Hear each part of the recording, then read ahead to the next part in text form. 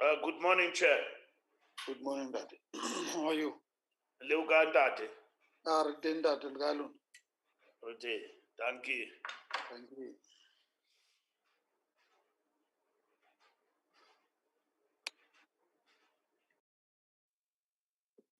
Erin? Erin? Erin? Morning. Yes, Chairperson. Good morning. Good morning. Can you start? Yes, Chairperson. It's we may start. Thank you very much. Good morning, honorable members. My apologies,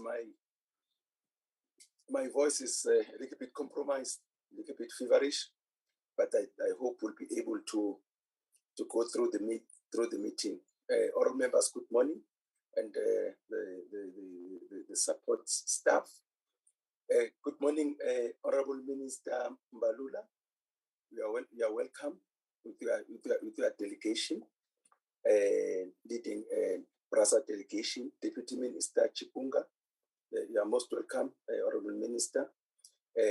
Chairperson, Mr. Ramatlakani, the CEO, and the whole PRASA family. You are most welcome. Today we are meeting with PRASA, a very important organization in the lives of the people of South Africa, transporting especially the poorest of the poor to and from work. So we decided let's engage with PRASA after we received the fourth quarter. Yes. Hello. Yes. Somebody is calling, Chair. Okay. I will continue. We decided as the Standing Committee on Appropriations to interact with the PRASA and talk about a number of things which we'll get into.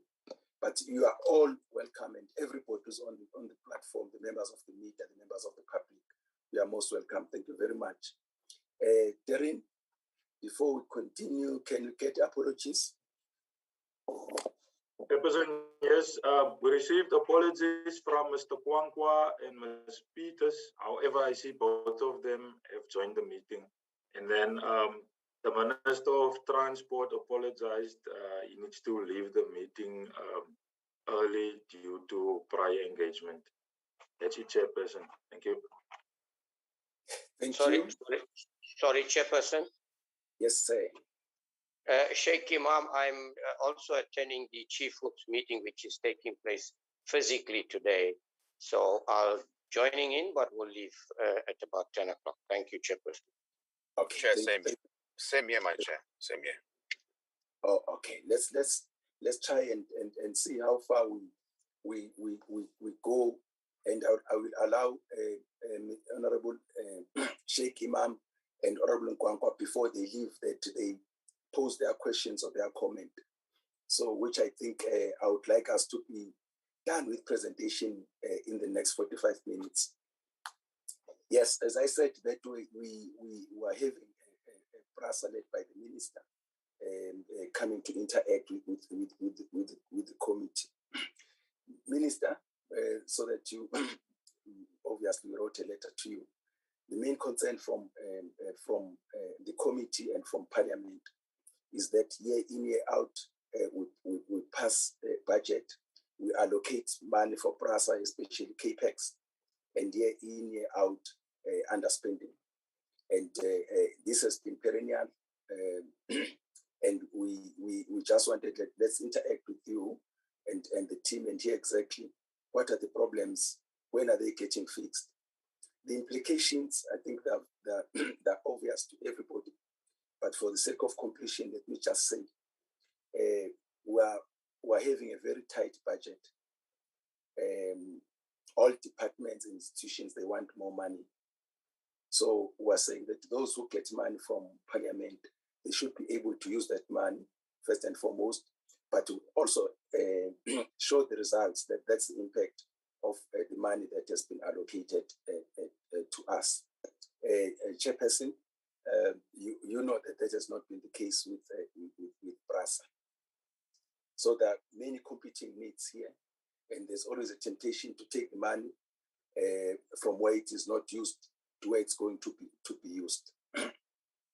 Another implication is that we say if what we were told as Parliament money was going to be used for, which ultimately is for the benefit of the commuters, the poorest of the poor of this country, it means we're denying them a very vital service with dire implications for the country. Two, a situation where we allocate money is being taken out of and it's being put in the bank. There's a big opportunity cost for that money. We borrow money, we borrow it about 8%, and I'm sure when you get interest at the bank is about 2%. It means we're losing about 6% of the value of that money because it's not being used.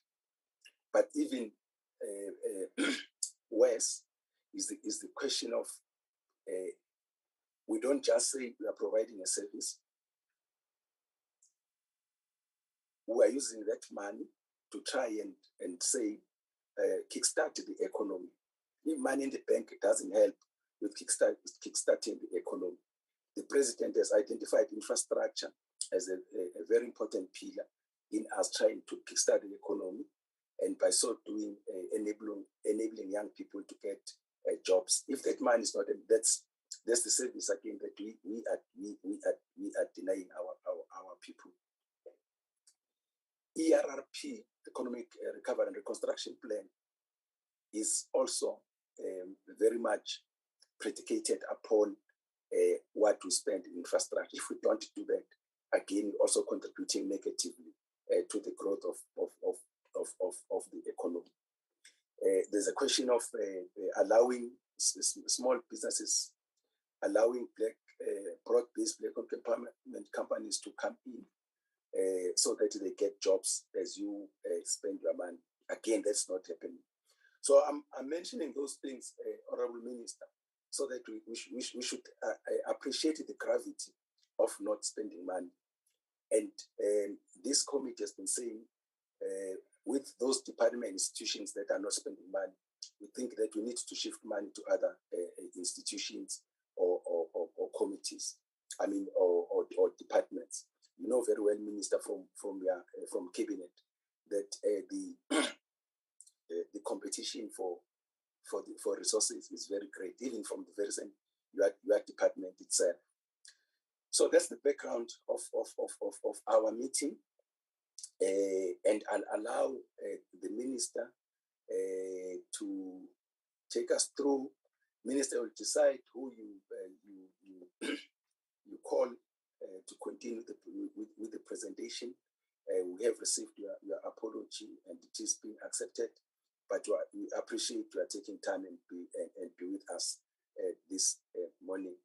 We want to give you about 45 minutes to finish your presentation, and let's be pointed and deal with the issues that the committee has raised. Honorable Minister. Good morning, Chair and Chairperson of the Standing Committee on Appropriation. Minister, Yes. Yes.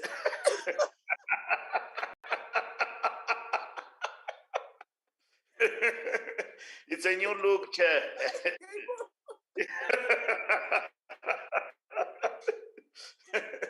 Okay. Yes. Okay. Chair. Mr. Sifiso Butelezi, Deputy Minister of Transport, Ms. Sindisiwe Chikunga, members of the committee, Chairperson of PRASA Board of Control, Mr. Leonard Ramatlakani, Acting Group Chief Executive Officer of PRASA, Mr. Hisham Imran. When we delivered our budget vote speech earlier this year, we alluded to the fact that our rail infrastructure is in a major state of despair because of theft and vandalism that has crippled our rail recovery interventions. This happened as a backdrop that has crippled of an ailing entity that has been struggling for a number of years to spend on its capital program due to project management and engineering capacity that has been hollowed out over the years. Corruption that was unearthed by various investigations, including Public Protector and the SIU, exacerbated the challenge. Capital transfers to the passenger rail will increase from 12.6 billion in 2022-2023 to 13.5 billion in 2024-2025 over the MTEF. These are funds meant for the refurbishment of coaches, rolling stock, fleet renewal program, signaling and other capital projects which include security of the rail infrastructure. We have tasked the board chair to put in place measures aimed at bolstering capacity for PRASA to accelerate spending on its capital program. This is priority that we have incorporated in the shareholders compact with the board that the board is expected to account on, amongst others. Delivery on critical projects such as signaling, the general overhaul program, the station and depot modernization, as well as infrastructure rehabilitation, will enable accelerated spending that will deliver the desired outcomes of a modernized rail environment. The recovery of passenger rail services requires of PRASA to work with other organs of state to achieve quicker turnaround and commit its capital budget. Because of the sheer size of some of the capital projects, procurement processes become cumbersome and take long to conclude. This therefore requires better planning that will enable effective delivery of projects on time, within scope and on budget. On the 10 priority corridors, we remain on track to resume services by December 2022. We are making headway in addressing the challenge of illegal settlements on the railway line and the reserve at Langa, Nyanga and Philippi in Cape Town. The manufacturing plant at Danota in Ekurhuleni has produced in excess of 100 new train sets. A number of these have been deployed on the network. The balance is currently housed at the Volmaten depot, while infrastructure upgrades are being undertaken to enable their deployment. PRASA spending on the capital program has significantly improved from the previous year. As at the end of the first quarter, PRASA exceeded its quarterly target of 1.6 billion, compared to 12% spending of its budget of 96 million year on year. The gap between the PRASA's operating revenues and operating expenditure has been larger than the operating subsidy provided by government. This gap has continued to grow since 2019 and 2020. To bridge this shortfall, Chair, PRASA has used capital subsidy to fund its operation rather than using it to invest in new capital assets. Earlier this year, Cabinet approved the white paper on national rail policy, which was subsequently tabled in Parliament. The policy addresses passenger rail capacity challenges where concessioning is introduced on the other lines other than those run by PRASA. This means that alternative provisions for commuter rail in terms of mobility, funding and competitiveness of commuter rail systems is on the pipeline. In conclusion, for PRASA to become competitive in order to meet future demand, the investment on its capital program becomes a key enabler. Through its capital program, PRASA must become a catalyst in enabling improved rural access, increased mobility, increased job creation, and making tangible contribution to economic development. And I share your view, Chair, which is what I've expressed over and over again with PRASA, that ukubuka imali isebhankini it is not productive. Money must be spent. Treasury has been on us also about lack of spending, and lack of spending in major infrastructure projects. It's a big challenge. That is why I've also intervened in Sanral when major projects were reversed and were on the turnaround with the intervention of DBSA. It has not come to my attention that we have something bigger that the board cannot address. So the chairperson of PRASA, Mr. Leonard Ramatlakane, will lead PRASA's presentation to the standing committee. I thank you, chairperson, for the opportunity. Thank you, Minister. Chair. Sorry, just a second, Honorable Kwankwa. Okay, let me allow you, Honorable Kwankwa, do you want to come in? I think the minister, it's a point of what I think the minister has forgotten something, Chair. I think throat clearing is an ANC thing. When you hand it over to him, you were like, over to you, Minister. And the minister said, thank you, Chair. I thought he was going to say, over to you, Mr. Ramatlakane.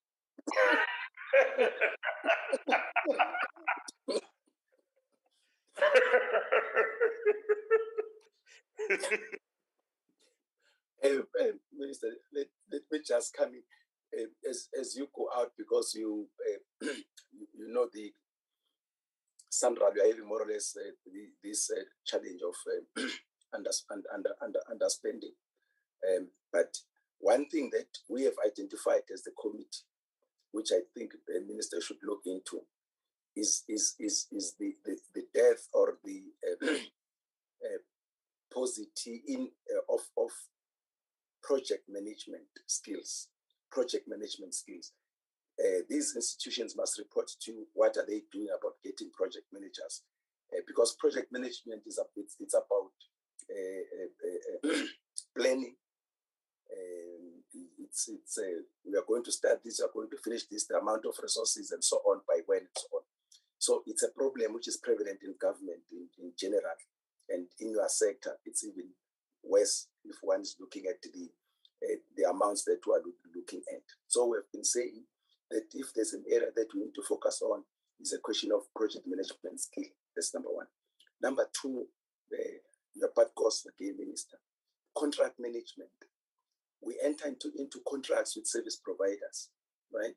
And there are certain deliverables that we are looking for by a certain time. So when it comes to contract drafting and contract management, it's also very important that we have that skill. I'll tell you, these companies, when it comes to contracts, that's where they get us. They get in and they say for instance, they'll get in at 200 million. Before you know, the budget has just gone to 500 million and so on. And you don't have a fallback position because they're going to take you back to the contract that was signed, right? Which usually has got a lot of loopholes in their favor. So project management, contract management is critical. And that's what we find in many departments and institutions that we are talking about. And we would like to give you that part cost to see if there's an area that should be focused on and should be reported to you on. Those things are very important. The over budgeting, I mean, even on projects where people overspend on projects, right? If I may share with you, if you go to ESCOM, when we're dealing with Kusini and so on, you have people who are above budget by 150 billion rand. What type of budgeting is that? We may as well not budget. So it also shows that the project management skill is a problem in government. And as I'm saying, I'm giving you those things so that as you go, when they report to you, they must deal with that. We deal with our budget is a 3-year budget. It's a multi-year budget, so that departments and companies get to know what they'll be getting next year and the other year. We give you a 3-year horizon. So again, people should not start and wait for the budget before they start planning. They should be planning for the next year and the other year and so on and so forth, and with some variance, of course. So that's at the heart again of having what we call a MTF, a multi-year budget, to give people an opportunity to plan around those things, not to wait until Minister of Finance delivers a budget and then you start planning at that time. I just thought before you leave, let me give you that part course because it's an area that this committee has identified. Thank you, Minister. Chairperson Ramatlakane, were all yours. You'll only bring back the meeting back to me once we are convinced that everybody has made their presentation, and then the committee will be interacting with their presentation. Mr. Ramatlakane.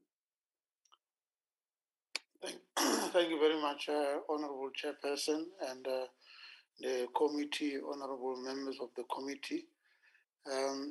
You have spoken about 45 minutes. That will give us 45 minutes to make a presentation. I will quickly just say, Chair, we have listened and always will find us ready to account on the number on good things and of course the challenging things. We're working hard as a PRASA to try and change this perspective, the perspective including the view of PRASA being corrupt, that there are no consequence management. We as a board have in fact input and started now making sure that there's a consequence management for people doing the things that they're not supposed to do. So we want to press on with that approach because that consequence management has gobbled lots of money in the corruption before. So what I'm going to do, I'm going to ask the acting group, that Hisham Emran, to take us through, and then I'll come back when we have to deal with the questions so that he can keep to time. He can keep the 45 minutes that has already been suggested. Can you hear me on where you are? Please go ahead, Mr. Emran. Go ahead with that.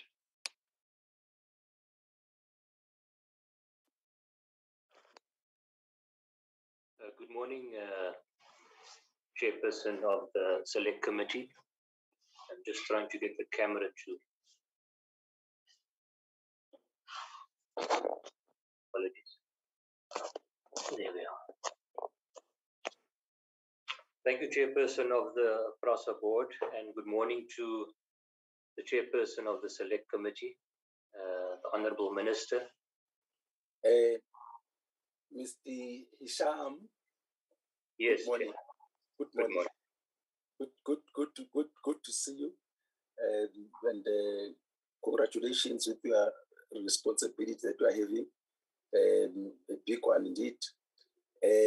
Just to say, you are appearing before the Standing Committee on Appropriations. Okay. My apologies, Chair. No problem. We understand we are new in that seat, so you'll get used to addressing the committee. But all of the best. Continue then, Sham. I appreciate that. Thank you so much, Chair. And good morning also to the honourable members, Honourable Minister and the Deputy Minister, members of the PRASA Board, I believe, are present as well. And I do have some of the Executive Committee with me here in the room as well. So, Chair, good morning again. And if you don't mind, I would then put off the camera so I can start presenting and take the honourable members through the report.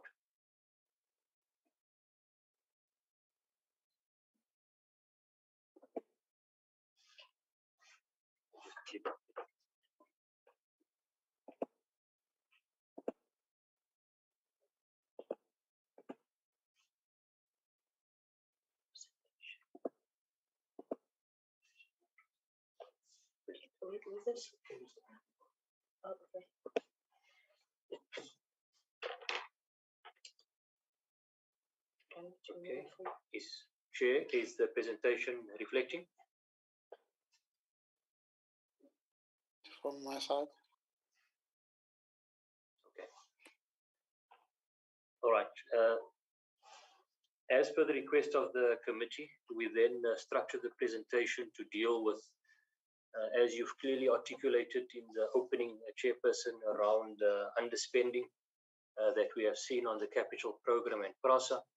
And we certainly note the impact this is having on the citizens of our country, the passengers, and the need to urgently address that.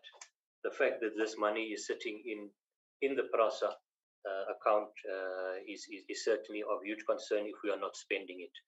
So we will provide the background, the reasons for the under expenditure, as well as some of the improvements, the measures that we want to implement around improving the performance around the capital program. We will then briefly touch on some of the security interventions, which is a critical pillar for the recovery of the rail system and forms the basis for a sustainable rail system going forward. We will cover the recovery rehabilitation program of our damaged infrastructure, the corridor recovery in particular. Look at the financial performance, in particular, the operational costs and challenges that we are facing there. We will address some of the moving forward, the strategy ahead in terms of the future and some of the key direction that we are following. Also taking note of the white paper on the National Rail Policy that was approved this year in terms of the guiding document. Give an update on the condition of our existing fleet, the coaches. Those are the yellow and grey trains that we referred to. And then the last three items will focus on the rolling stock fleet renewal program. That's in terms of the contract we have with Gibela, the progress with regards to the rollout of the new trains, and some of the key milestones that we are looking at going forward, and what we have achieved to date. So if we look at just a snapshot in terms of we're showing you the last 6 years in terms of the capital expenditure. And again, you are quite correct, Chair, with the meeting in terms of the concern that has been raised around the expenditure, under expenditure from PRASA side. Hisham. Yes, Chair. Yeah, your slide is not moving. Oh, We're still on the first one. Oh, apologies. Can we I'll just try and reload the presentation, Chair. Please. Oh, apologies for that.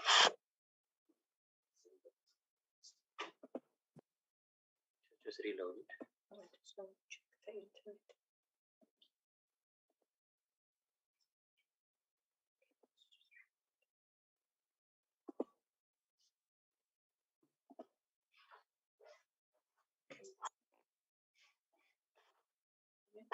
Chair, can you confirm what slide is showing on your side? Yes, we're having the background slide, historical budget versus actual expenditure. Okay, that's the slide. That's the slide we are on now. Yeah, please put it on a slide mode then, so that.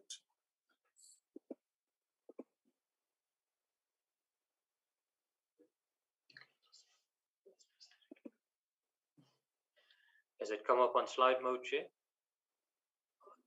Not really. Okay, let me just try this. Yeah.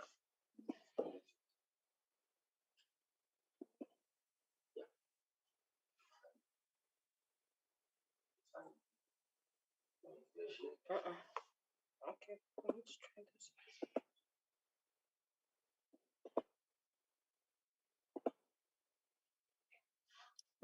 That's better. Yeah, that's what we're looking for. Thank you. Yeah. Apologies, Chair. Apologies for this technical glitches we're having. No problem. If we look at the background then, in terms of the past 6 years, the under expenditure, dating back to 2016, 2017, where in fact that was the last year in the past 6 years where we had expenditure in the region of 50% and over 50%. You can see there we had spent 7.8 billion out of a budget of 14.6 billion. And unfortunately, the trend from 2016-2017, as is clearly reflected there in terms of the green bars. You can see a downward trend in terms of the expenditure, 48% in 17-18, 40% in 18-19, and then quite a significant dip in 2019-20, where the expenditure was at 24%. In other words, spending 2.4 billion out of a budget of 10 billion. And as was indicated earlier by the Minister, in a business that is capital intensive, this is part of the problem in terms of not being able then to recover the rail system as quickly as possible.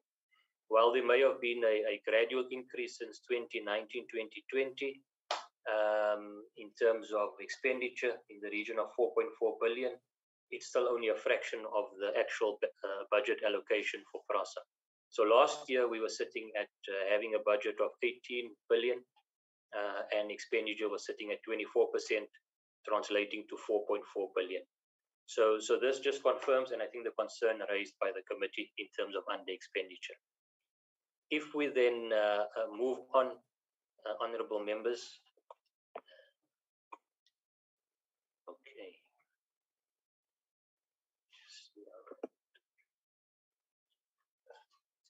Wait here. If we move to the next slide, this is dealing with where we are in the new financial year. This is the progress for Q1, taking us through to June 2022. And what we've shown on the diagram, honourable members, is we've shown last year where we were in terms of Q1 and where we are this year in the new financial year. In 21-22, our budget was sitting at 780 million, as you can see, and we had spent at that period 94 million. The Minister was making reference earlier to only spending 12% in the first quarter of 21-22, and that refers to the 12%. If we look at Q1 for this financial year that we are in, we had a budget allocation of 1.66 billion, and expenditure as we speak for up until the end of June was sitting at 1.7. We have exceeded that budget by 2%. So the positive from this is that in terms of Q1, we are on track in terms of where we had forecast in terms of budget spend for the quarter. But one cannot stop there, and we need to ensure this is the trend going through for Q2 through to the end of the financial year. Now, and to give a sense of where we are moving through the financial year, we want to look at the commitments that we have, both current commitments and those that will also be coming through in terms of the MTF, the 3-year period ahead. And we have broken it down in terms of non-earmarked capital and also the earmarked capital funds. And the honourable members will be aware that the earmarked funds at PRASA for capital relates to our general overhaul, as well as the rolling stock fleet renewal and our re-signalling projects, which are earmarked funding. If we then look at the non-earmarked, where we have contracts awarded and in progress, it's to the tune of 4 billion, and these projects have commenced. A lot of them is dealing with the corridor recovery programs that we are speaking with, as well as work that is on our stations that we are undertaking as well, and the depot fencing. There are contracts that are also in the procurement phase, be it at adjudication or bid evaluation, and that is in the region of 3.3, as well as 3.4 billion, which could increase to 6 billion by the end of Q2. But those are ones that we are still within the procurement phase that we are dealing with. The earmark funds, as I've mentioned, the general overhaul, where the award has been made, that's a 5-year contract to the value of approximately 7.5 billion, which we are starting to roll out now in terms of the overhaul of our existing fleet. That's the heavy maintenance that will be undertaken on those trains. In terms of the MTF period for the new rolling stock, there's a commitment of 24.6 billion over that period. And then on the re-signalling side, we are busy with looking at our GSMR as well as signaling the KZN region, and those are in the evaluation phase as well, procurement, but that's to the value of 14 billion that we're looking at. In terms of the secondary mandate, there's also the development here at Cape Town Station with an investment of 350 million. And that development is progressing quite well in terms of a mixed-use development, 7,000 square meters of retail and 3,000 beds for student accommodation. And if the colleagues are in Cape Town, certainly you can see the progress at Cape Town Station with that development proceeding at the moment.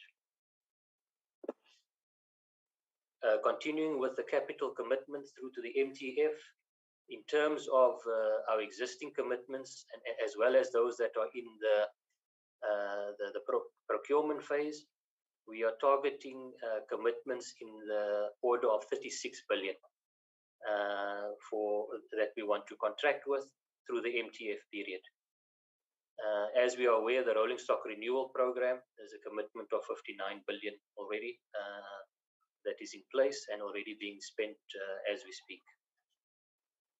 If we look at the spend for this financial year, and this in terms of our projections, where we are with current awards and where we would like to be with those that's in the procurement phase, we are forecasting a spend in the order of 16 billion and optimistically up to 20 billion by the end of this financial year. This is also including the advance payment that we are looking at with Kibela at the moment. Already we are committing 2.3 billion for the corridor rebuilding program. Gauteng alone, which has been very badly affected by the theft and vandalism, where many of our corridors, the electric infrastructure, the OHTE and substations have been totally decimated. We've already committed 1.6 billion, and those projects are in construction as we speak. And I'll touch on the recovery in terms of where we are in a bit more detail. The walling program, which is another critical program to look at our asset protection of our key corridors, not only to protect the assets, but secondly also to ensure we protect the corridor from encroachment, illegal occupation, as we've seen on some of the corridors and the impact of that. It will also prevent the illegal crossing of our railway lines, so it improves the safety and operations, as well as revenue protection by closing the system and protecting it in that way. And we're looking at a value of 8 billion within the MTF. We will start with those high risk areas in terms of security risk, as well as those sites that are critical infrastructure like our substations, our signal relay rooms that we will be walling. And that program, we've already started with the walling program of those higher risk sites in Mabopane, in Pretoria, and we will be rolling it out in the other regions as well. In terms of the floods that we've seen in KwaZulu-Natal earlier this year, in terms of the recovery is also underway. We have recovered certain sections, and we're looking at a commitment over the MTF in the region of 2.9 billion to recover the network, which was badly affected by the floods in April in KZN. Depot modernization, which is a program that is significantly behind schedule. We have lost a lot of time in terms of being able to implement this. This is critical to have the depots modernized to be able to ensure we can maintain the new trains that are coming on board to the level that we need to. But here there are programs that are in the procurement phase, like your Wolmerton, Pardon Island, critical depots that we need to deal with. We've also gone out to the market for the design of Bramfontein, and also a turnkey solution. We've gone to the market for Benrose. And we're looking at over the MTF a commitment of 10 billion for the modernization of our rolling stock depots. It is very important to note, members, that when we do have, and these programs are all online, and the current allocation that we see in the MTF, the 12.6 that we have this year, but going through to the 13.5 billion, we will be requiring additional capital allocation over and above that, if to achieve all of these programs that we have listed here in terms of the key and significant projects that we are rolling out. Now, the reasons for under expenditure, and because I've noted we've got 45 minutes, I'm not going to speak in all the detail, but to summarize the critical reasons for under expenditure, and I think it's come up in the introductory remarks. SEM is a challenge that we need to address. The ability and the agility within SEM. We've seen a huge backlog of projects within SEM space. The turnaround times of getting projects through the SEM pipeline, we've seen significant time frames. So the SEM bottleneck challenges that we have got there is a critical issue that needs urgent attention. The second one is the issue of capacity to execute the capital program. This is capacity at the SEM level, but also importantly at a technical level. Engineering, technical expertise, and as you've mentioned, Chair, the issue around project management skills as well. All of that needs to be addressed. If one looks at the extent of the capital program, this year 12.6 billion, increasing through the MTEF, you need to have the requisite level of capacity to be able to execute that program. And that is a challenge, and that's one of the measures that when I come to that we will be addressing to ensure that we can timeously execute this capital program that we have. And then some of the points that we've just raised there, I think the members can see that, but I think it's well known that part of this that contributes is we need to have leadership stability at within PRASA, just in terms of the level of the group chief executive officer. You see we've had already 10 in the last 7 years, and typically when you're dealing with projects which are long-term by nature, you need to have that stability to ensure that there are no delays or rethinking around some of these things that happens when a change occurs. I've touched on the SCM, as well as earlier this year where there were some delays based on the ruling around the triple PFA in February around tenders, and there was a hold on tenders going to the market during that period. Very quickly, just the detail is there, members, in terms of some of the delays that we have experienced. We know that within PRASA that there were a number of programs that were found to be irregular by the AGSA, and that had to be stopped and restarted in some cases. Programs that were affected with your station modernization, your geo program, as well as your depot fencing at the time. As I've indicated earlier, the geo, we've already gone out and redone that process, and we've got an award in place. And then we've also seen, this is part of the SCM, I think, process that becomes a challenge, is where tenders have gone through that process, and at times either we lead to cancellation or non-awards, or tenders are non-responsive. And there's been a bit of a deep dive into that to ensure that we understand those challenges that have emanated through those processes. And there were significant projects that were impacted by that, particularly in the depot modernization space as well. We've seen some litigations during this period, be it around at the time with the locomotives, with your ISAMs, integrated station access management projects, as well as depot fencing at the time.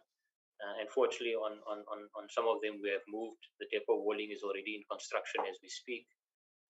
And then also the issue around the recent litigation around the design of the depots in Durban and here in Cape Town in Salt River. The matter has been resolved, and the teams are now starting and have recommenced with the design work on those depots.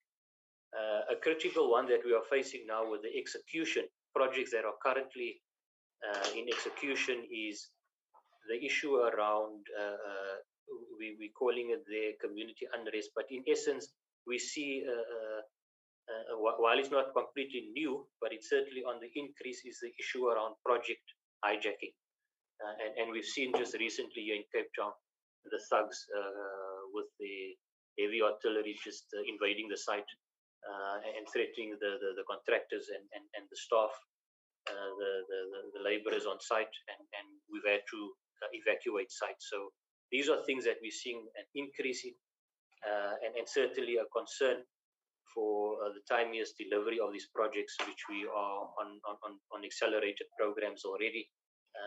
And when these things happen, it has a significant impact in the ability to deliver these projects on time. I've already touched on the issue of the lack of capacity, technical SCM, that is creating these backlogs. Very quickly, honorable members, in terms of some of the measures that we are undertaking and have undertaken, particularly around the corridor recovery program, we have developed a corridor rebuilding structure, if I can call it that, within the business, where we have appointed dedicated corridor program managers, project managers on each of these corridors.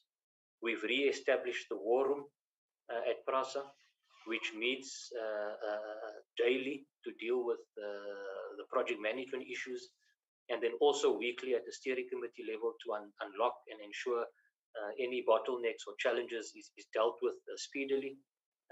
And this war room, as I've indicated, we have all the decision makers that need to be there, as well as those colleagues that are running the projects on a day-to-day level, to ensure that we keep track of the progress that we are achieving on these corridors. We've also looked, and recently we've amended our what we call the RFQ, the request for quotation threshold.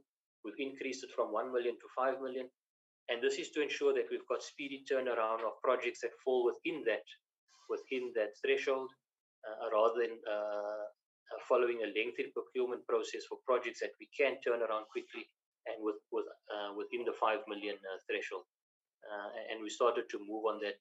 Key examples of, for example, if you've got some of these materials that you require in your infrastructure, even things like your vegetation control on the corridors, all critical elements to ensure that it assists with the recovery of our network.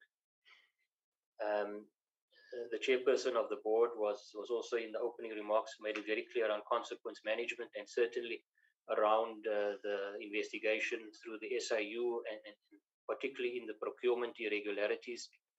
Those process of those individuals are well underway, the disciplinary that we are dealing with, and some of them have been concluded already as we speak. The issue around with our shareholder, the Department of Transport, we've also established a capital program steering committee where we are meeting quarterly, where the necessary oversight is given and support by the DOT in terms of the implementation of our capital program. I've touched on the issue of the community, and what we are seeing with these programs, the importance of stakeholder management interventions, that we incorporate this on all of our projects. A lot of work has been done by the team, working very closely with the communities, the leadership in the communities, also the necessary departments in local government, to assist with finding sustainable and workable solutions when we roll out these projects. Engagement with the business forums and the chambers in those areas are all part of that process. We have reviewed our procurement policy as well, particularly on those areas that we could see that we could become more agile and efficient in turnaround some of these processes in terms of the pipeline.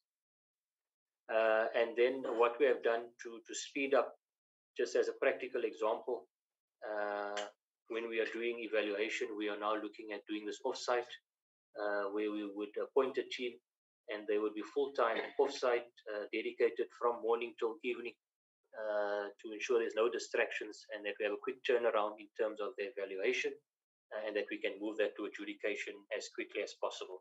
And that already has started to show promising results in terms of that intervention. Very quickly on our stations, this is just an indication to the members of a condition assessment that was done of the 473 stations that we manage at PRASA, that we own. And you can clearly see there that in terms of the portfolio, in the region of 50%, 242. If you look at the information in the block on the right, are currently in a poor state. And there's a lot of work that we need to do to bring that around. We've got the various programs, the National Station Improvement Program, station modernization, and then also on some of these stations where we're looking at alternative building technology that we are rolling out at some of the stations. And towards the end of this month, early October, we'll be able to demonstrate some of those, what we refer to as the ABT, at some of our stations. In terms of security and in terms of the dashboard, just to give the members an indication of some of the key indicators that we are dealing with, we've launched a Mabopani service in Pretoria in January this year, and we've implemented specific security interventions there with great success. I must indicate, since the service has been running from January, there has virtually been no incidents, major incidents of theft and vandalism that has been reported on that corridor. I think the model also that has been rolled out there in terms of the security solution is one that has proven successful, and that we want to ensure we can roll similar in the other corridors as well. Central line, we are looking at, we have gone out on tender also for the intervention unit security on the central line, but the scale of the problem that we've recently seen is quite huge in terms of the gangs and can call it the disgruntlement on the corridor that we have picked up around some of with some of the work that is happening.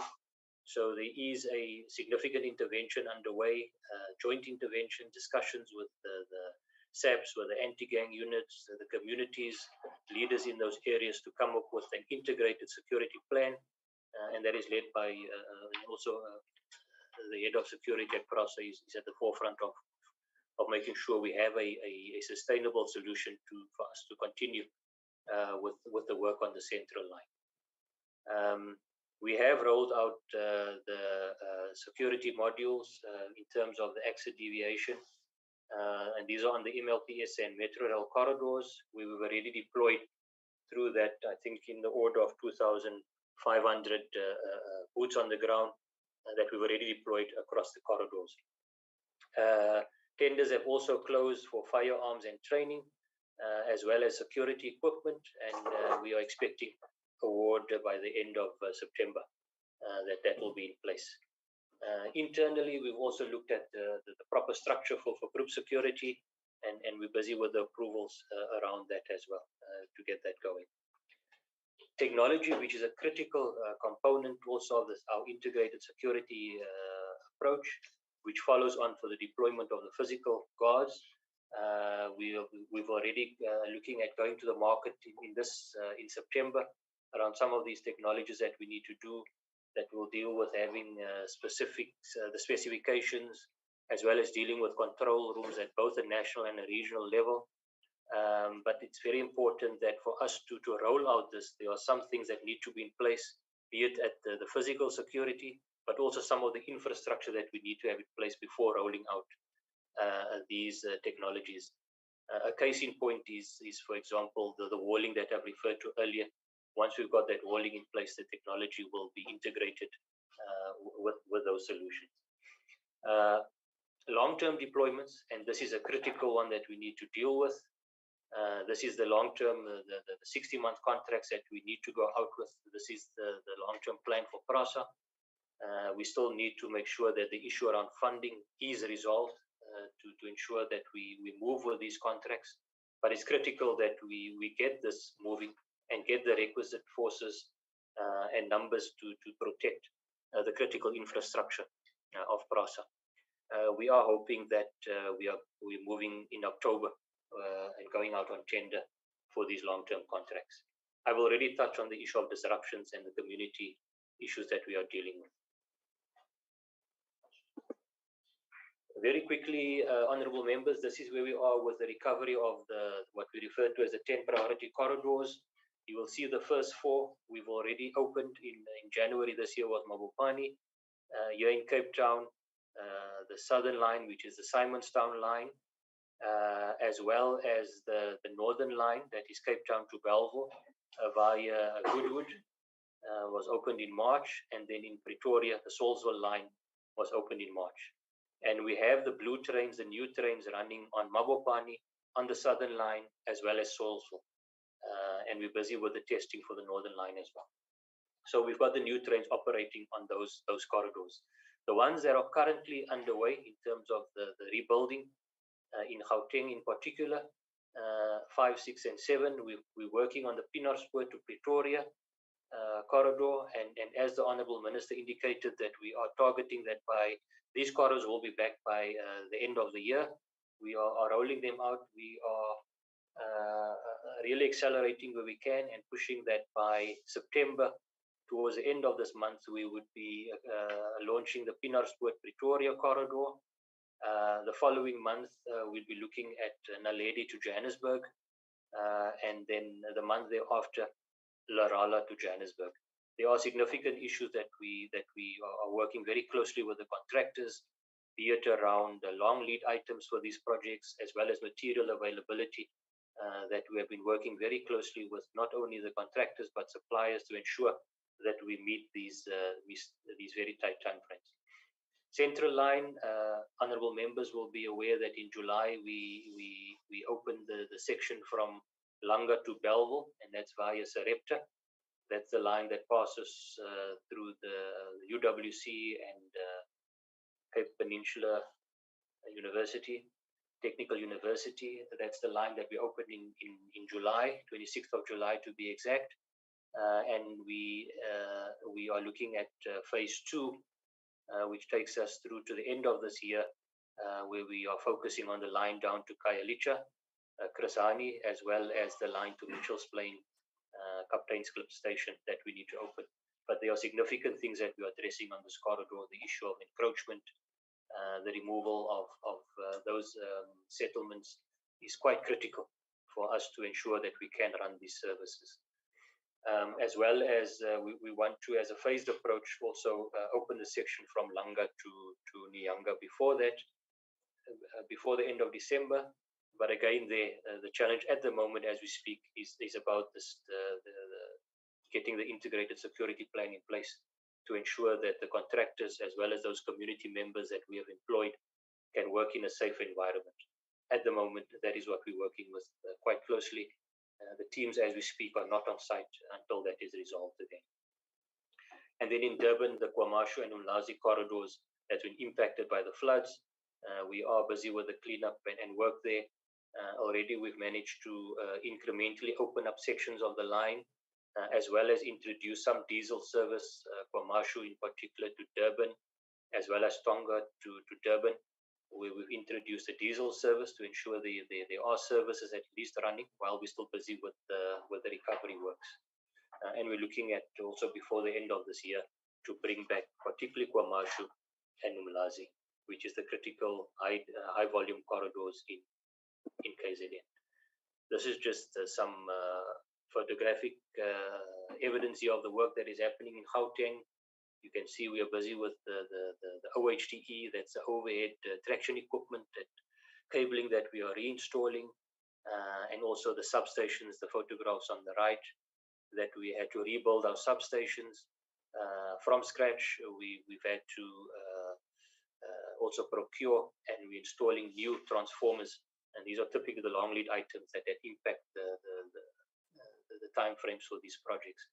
So this is just photographs of the Naledi to Johannesburg, as well as the substations in Pretoria side that we are reflecting here. But on all of those corridors, this is the work that is underway. This is in KZN. In terms of after the floods that we have seen, both through contractors that we have appointed, the Rail Network Construction Division at Transport, at Transnet, we have appointed them to look at rebuilding those areas of the network that was completely washed away by the floods. Tracks were washed away, the overhead electrical infrastructure had collapsed, and we had to rebuild that, particularly in the section of Reunion station, which was a critical junction point for us. That's a station that you've seen that we've rebuilt. We've completed that section, and we've in fact opened it up, and the trains are running not only to Reunion, but as far as Mbogatwini in KZN. And then also our internal teams have done some of the mopping up operations. The photographs on the left, where we've cleared the mud and the debris that have washed onto our tracks from the floods that we had in April. This is just in Cape Town, here on the central line, the section between Langa and Bellville via Sarepta, where we had some infrastructure, perway improvements done on the line, as well as the OHGE that was completely reinstalled on that section. This is just the progress on our depot, our rolling stock depots, where we have now rolled out the fencing, the walling program for the depots to ensure the depots are secured. This is where the new trains will be not only staged but also maintained. And we've awarded these depot fencing projects to 6 of our depots. It's listed there from Braamfontein to Salt River. There's a commitment there of 630 million for these depots. And you can see there, it's a 4-meter high wall, 3 meters of concrete above ground, as well as the palisade of 900 millimeters, just under a meter, which is a 3.9 meters. And it includes an underdig of 600 millimeters, which is your to ensure that you cannot easily get under the wall. These walls will also come with seismic detectors, both at the top and the bottom of the wall. So any digging or movement or disturbance of the wall, those cables will pick up on those movement. And then, as I've indicated, the technology comes after this in terms of the CCTV that will also be placed on these on the walling that we are rolling out at the depots. We are looking at completing this walling by some of them by the end of this year, and then also early next year with the last 2 in terms of the ones that are quite big in terms of the perimeter we are dealing with. This is while I've indicated those 10 priority corridors that we are focusing on, we do not stop there, honorable members. You can see it's a phased approach, but the area I've highlighted in yellow there is basically the next round of corridors that we are also paying our attention to. The teams are already scoping these corridors in terms of bringing them back, and it's listed there in terms of, you can see here in Cape Town, we've got Cape Town to Strand that we are focusing on. These corridors in Durban and in Gauteng, like your Randfontein, Kusini, that we are dealing with. So the scoping of this is happening. We are looking at also starting and putting this to the market before the end of this year, so that there is also a continuity in terms of once we have completed the other corridors, works have already commenced on the next set of corridors. This is a snapshot of the scale of the theft and damage. You can see it's quite significant. We've broken it down in terms of the various regions, in terms of the electrical infrastructure. So just as an example, Gauteng, which was badly hit, you can see there over 800 kilometers of electrical signaling and telecoms infrastructure that have been impacted, including rails. Your tracks, over 100 kilometers of tracks have been stolen. Particularly bad is the corridor in Davidton, where tracks have been stolen. This is on the financial performance, and very quickly on the numbers here, honourable members, one can clearly see we're giving you an indication of the 5 years, 5-year sort of just 5 years snapshot, and what comes through clearly is that there is a significant loss that comes through from the operational activities. If we're looking at just last year, focusing on that one, you can see there a loss of 4.2 billion, and what in the main makes up that 4.2 billion is obviously the big number around depreciation. There's impairment losses that we have dealt with, but the important figure I wanted to show right at the bottom, just from a cash and purely from operation, the cost of running trains as we speak, without looking at any of the other items, there's a loss of approximately 1 billion as we speak in this financial year. And that's the cost of us running trains today. There's a shortfall of 1 billion. And we've captured the information here in the slide. I think very quickly, I'll just move straight to item 4, which I think is important, where we are looking at, we need to have a very clear and clearly articulate what the future of PRASA will look like. How do we run these trains sustainably? And we have now submitted a business case that has gone through the DOT. It is with Treasury now in terms of the funding model that is required. We are doing more work right down to a corridor level to look at corridor functionality and sustainability. That is being developed at that level of detail. But the business case around the funding requirements, we will be having engagements this month with both the DOT as well as National Treasury on some of the issues that require further discussion around those requirements. I want to speed up because we are running out of time, Chair. Just in terms of the non-financial performance, if you look at the targets that we have set, it does not make for good reading. You can see last year, Chair, we achieved 19% of the targets that we had set. And even the prior years, we had not reached 30%, a third of what the targets that we had set. And there's just an outline there of some of those targets that we did achieve related to the Mabopane that we reintroduced, as well as Salisville and the Southern Line in Cape Town. The issue around the delays that we've experienced in some of the new rolling stock, the trains, the impact of shortages in electronic components, and this was a global issue. This has been impacted, that we have seen the shortage of that, also the impact of COVID in terms of getting some of these components. And if we look at focusing now on the first quarter in the new year, we see a much more improved performance.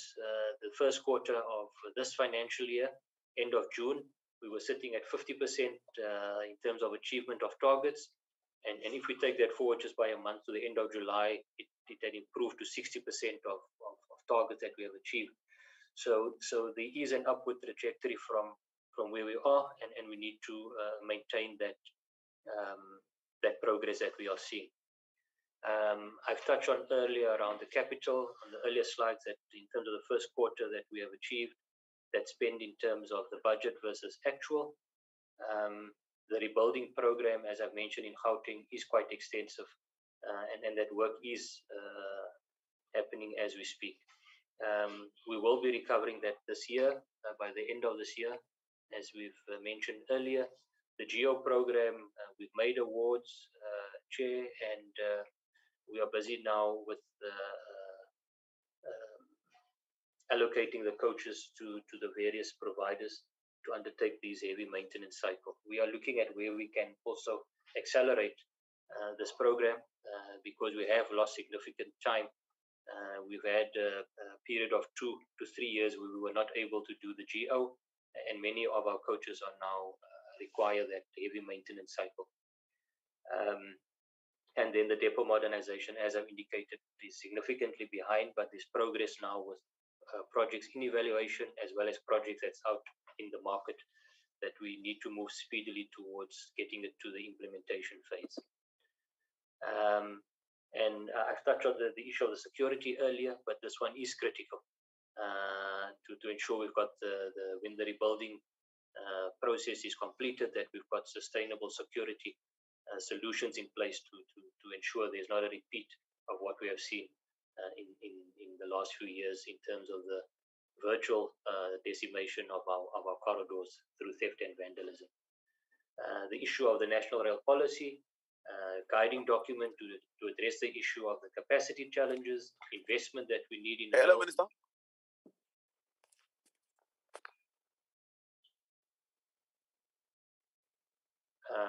Mute honorable members. Thank you, Chair. Investment that we are seeing in rail that we require going forward to ensure rail does play the role as the backbone of an integrated public transport network. Very quickly on the status of our coaches, the condition of our coaches. The table on the left is just a national roll-up of the number of coaches we've got, and the table on the right gives us a breakdown per region or per depot as we see it across the country. So in essence, we've broken it up into what we call motor coaches and plain trailers. And I think just to simplify it, when you see a train of 12 coaches, the yellow and grey trains in particular, it is made up of 3 motor coaches. Those are the ones with the traction units, and 9 plain trailer coaches. So that's a makeup of a train, 3 MCs and 9 PTs. And if you look at where we are, it again does not make for very good reading. Out of a fleet of 800 motor coaches, you can see that in operation today, we've got 199. And there's a further 359 that are operational, but it's out of service. It requires some repairs and maintenance to it. And then there's 242 that are non-operational, that is either needs to be disposed of or require heavy maintenance to bring it back into operation. And we're given the same split there for the plain trailers in terms of the breakdown. That's operational 641 and out of a total of 3,212. And the overall allocation is sitting at 4,000 coaches, and that's the existing fleet. That's the yellow and grey trains. And then the table on the right is just a breakdown that we have per region, what is allocated there. So the GEO program, as well as our technical maintenance support panel that we have now in place, is really earmarked and is addressing these challenges that we see with the existing fleet. I'm moving on to the last section of the presentation, Chair. This is dealing with the new rolling stock train fleet renewal program. This is what we refer to as the master delivery program for the new trains. Honourable members will be aware that this program we will be receiving 600 trains. A train, when we talk about in the new trains, it's a 6-car train, as opposed to when we refer to a train with the existing normally a 12-car. This is a 6-car train, the blue trains. And what you see here, it's quite a busy slide, but just to simplify, the blue bar that you see there was the initial baseline for the delivery of the 600 trains, which started in 2016-2017. That was the baseline delivery program. That had been amended twice. The first amendment we had done was due to delays that was experienced in handing over the site for the factory establishment. And that resulted in the amendment to the delivery program, which is the orange bar that you see there. So if you look, for example, at 2016-2017, you can see there that the revised program was to deliver 11 train sets versus the 18 in terms of the original program. There was then a second amendment, which was done more recently, and this was due to the impact that was experienced during the period of lockdown COVID, where there was a delay on the delivery schedule. And that, as you can see, really kicked in the main from 2021, where the program was then revised the second time, which is the grey bar, and that is the current delivery schedule that you're working on. And then the green bar there is showing the actual trains that have been delivered to date per year. So if we're looking at where we are now, we in 22-23, you can see there that the program was showing 52 for this year. We are currently sitting at 8 trains that have been delivered. We are 5 behind schedule from the factory. We were meant to be at 13, and those are some of the discussions that we are working with Gibela in ensuring that we can achieve the delivery schedule. So this gives a sense to the honourable members how the 600 trains are being delivered through to the year 2030, 2031. And I think I've spoken to that. This slide basically just explains those the delivery schedule that we have there, the 5 trains that we are late with, that we are dealing with, and how we are trying to recover that during this period. Key to the factory is the supplier park that we are dealing with. This is a critical enabler for the development of the central industrial rail hub, which is critical for localization. We're also aware that this will become the hub even going forward for Africa in terms of rail manufacturing. And this is a critical component that we are in detailed discussion also now with Gibela in terms of getting the supplier park up and running as soon as possible. There's already several companies that have in principle agreements to be part of the supplier park. Progress that we can report on in terms of the manufacture and supply agreement. Here we just focus on the shareholding within Gibela, and the main shareholders there are Alstom, the New Africa Rail, and Umbumbano. Umbumbano is a 30% equity shareholder allocated by PRASA to support transformation objectives. And in Umbumbano, there are 3 entities and 3 trusts.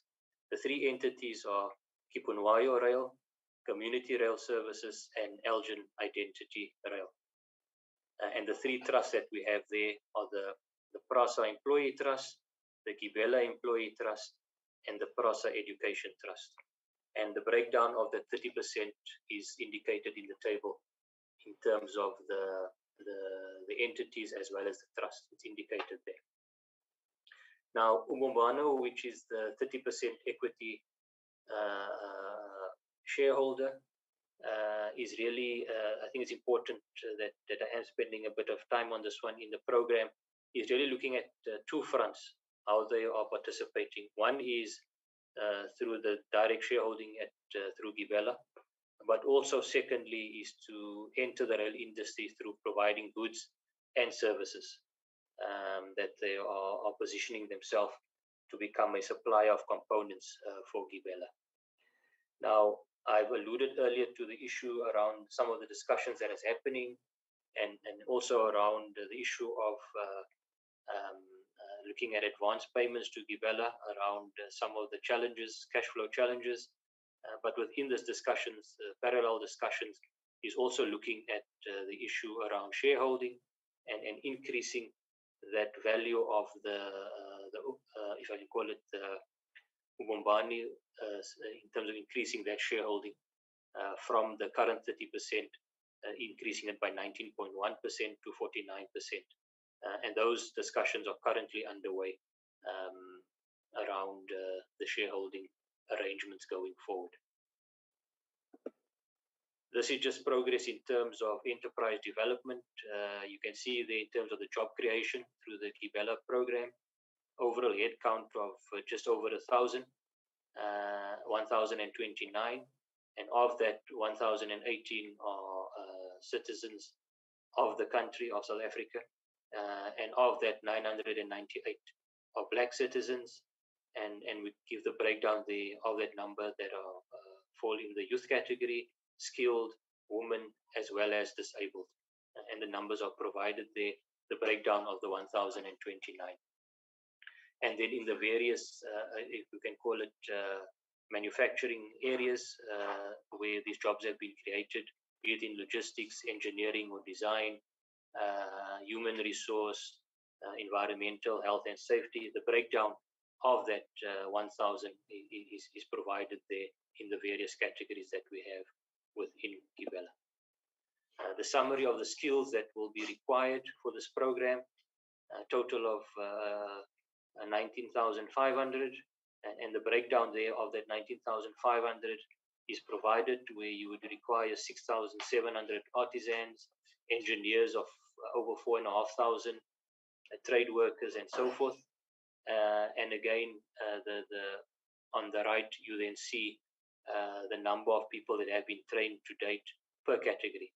So of that artisans that is sitting at the requirement of 6,700, 1,900 have already been trained, and you can see there the breakdown of the other categories as well that have been trained during this period to date. And then on the skills development, just a breakdown in terms of looking at also the bursaries that have been dispersed from 2016 through to 2022, the number of bursaries and the value that have been spent on bursaries sitting at just over 95 million, and the number of bursaries on the graph at the bottom. In 2022, we see there was an intake of 165, and then there's a breakdown in terms of gender, male and female. Of that number of bursaries, 54% male, 46% female, in terms of that breakdown. In terms of local content, again, just very quickly, Chair, we're looking at that 79% of the sourcing and the spend of the train is currently manufactured at the factory in Denota. And there's 111 suppliers, local suppliers, that is participating in that. Already we are at over 50% local content, considering the complete flow of the train requirements. And if you look at a breakdown of where those suppliers are and the spend allocated to that, there are 25 suppliers in Europe, making up 20% of the spend to date. One in what we call the other, be it in China or Brazil. And then in South Africa, there's the 111 that I've mentioned earlier, making up 79% of the spend on the train. And this is the last slide, Chair, just in terms of some of the key milestones. As indicated earlier by the Honourable Minister, we are sitting now at over 100 trains, 113, 14 to be exact. We've received 8 trains in the first quarter of this year, 5 behind the actual delivery program, but we're looking at how we can also ramp up in terms of those numbers. And then based on where we are now, Chair, we are looking at, for the 22-23 financial year, the likely minimum new trains that we will be accepting based on where we are. If you look at 22-23, we are sitting at between 34 and 36 train sets that we will be targeting for this financial year. And you can see the slight ramp up going through to 23-24 and 24-25. Thank you, Chair. That is the end of the presentation. Apologies if I've gone over the 45 minutes. Thank you, Team Group CEO. Honourable members, I had to leave Hisham to carry on with his presentation. It's an important presentation for us. It touches on a number of things. So, honourable members, you know how we do it. Can I have indications of people who would like to interact with the presentation? Mare. Honourable Mare, good morning. Morning. Yes. Yes, members. I've got Honourable Mare. Who else? Honourable members. For me, it will just be a comment, Chair. Honourable Mlenzan.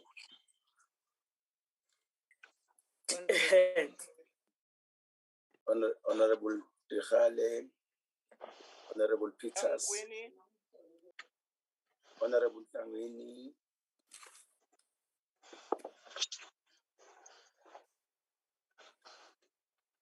Any other honourable member? Honourable Mare,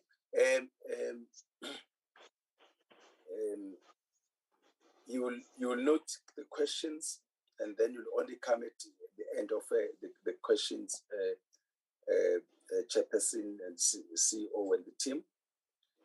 Honourable Mare, let's start. Thank you, Chairperson. Mine is more in the line of remarks. First, I want to say thank you so much for this. Was quite an informative presentation. I really appreciate that.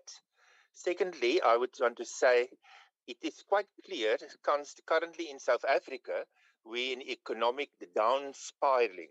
So my request is that spending must really be pushed in the line of the capital projects on the table. That will be a stimulus for the economy as well as for the labor market. There's fantastic projects on the table, but it have to be executed. And I really want to ask PRASA to go ahead and drive this process to get it done. Because our committee is quite under stress by other departments that are in dire straits for additional funding. And as the work in life, we'll give money to those that can spend it and do it well and within the guidelines. So that's my remark. Thank you so much, Chair. Thank you, Honorable Mare. Honorable Lenzana. No, thanks, Chairperson, and good morning to Minister and the team. Chair, let me welcome the presentation. Sorry for my video. I'll continue off the video. Chair, my comment would be, having listened to the presentation, it's more of a generic kind of a presentation, which doesn't seek to respond to the manner in which, remember, Chairperson, we had asked the minister specifically because, as per your opening remark, that underspending has been perennial in the department, particularly PRASA. So one would have expected some kind of a presentation which would begin to say, here we are now with these challenges, and these are the remedial kind of approaches that we are bringing in to begin to deal with the challenges. And we hope that by this time, perhaps, this underspending that is now occurring, on a regular basis, which has now become part of the lifeblood of PRASA, could have been, dealt with by this time. That's my comment, Chair. Thanks. Thank you, Honorable Lenzana. Honorable Tikhale. Thank you very much, Chairperson, and good morning to everybody. Let me join my colleagues in thanking the presenter for the presentation.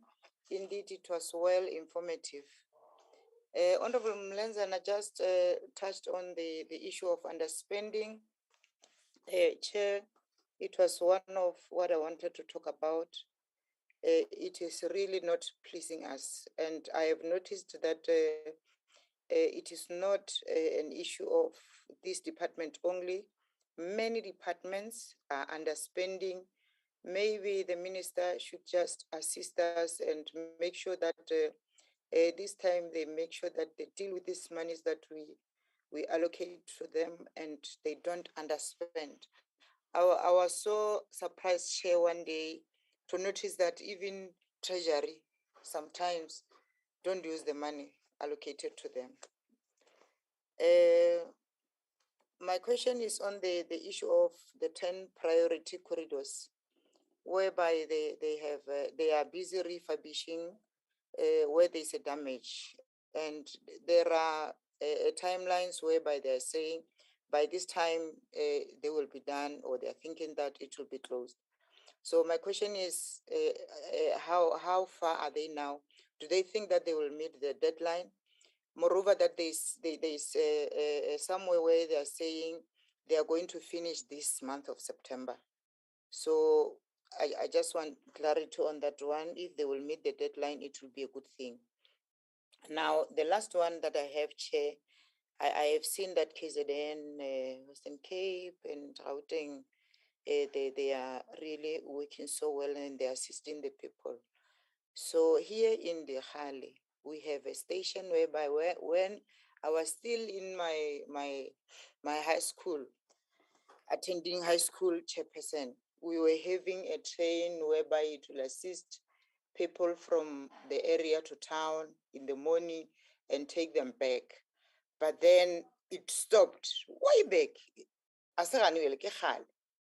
And I don't remember our parents being briefed as to what is the problem, why is the train being stopped, and I see they are coming up with a problem. I mean, a plan of buying new ones. So can I be assisted as to what is happening here? The blue train passes here, Chairperson. I know you were in the University of the North. You know it's not far from where I am talking about. If they can assist us, we do have a station whereby people were catching that train, and by then the villages were very far from the station. Now the villages are closer to the railway, but there's no train. Thank you, Chair. Thank you for your time.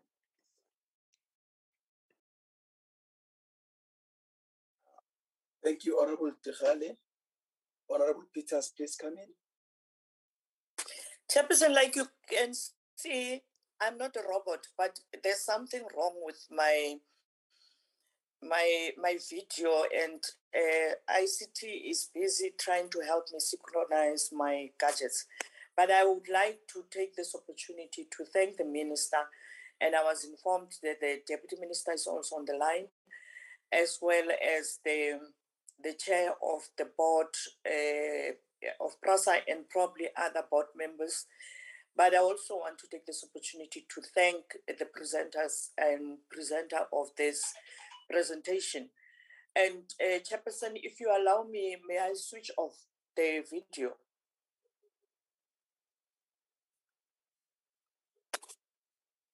Thank you very much, Chairperson. Like Honorable Dikhale, I would want to say that the issue of PRASA's under expenditure is a very historic challenge. And I would want to say, for me, that they are projecting a possible under expenditure, or they have reported an under expenditure of about 24% for the year 21-20. I think if I'm right, the year 21-23, I mean 22. It's really worrying, because it does seem that the perennial problem of under expenditure is not being looked at in a very serious way.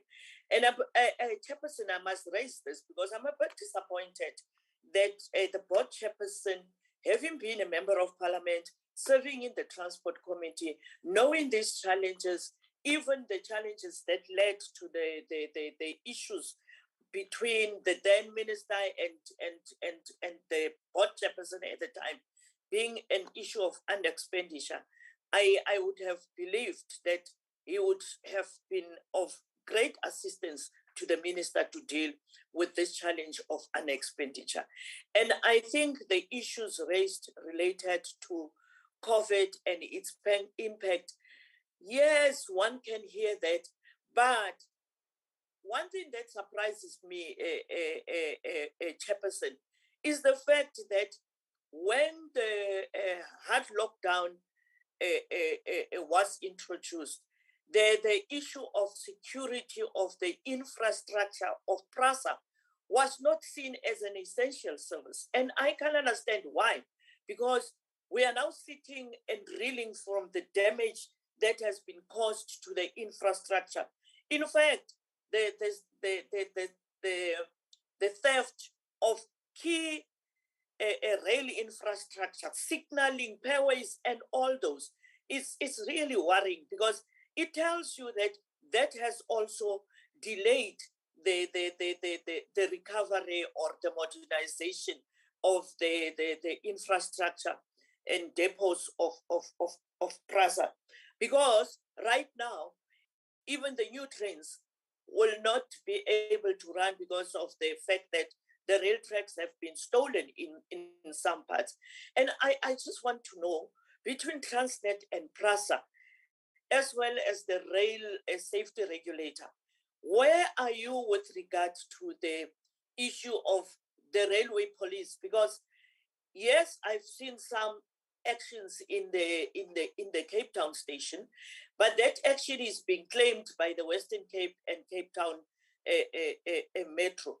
So I would want to know nationally, what is PRASA doing with regard to the railway security police, because that would have been a key component in dealing with the theft of the infrastructure.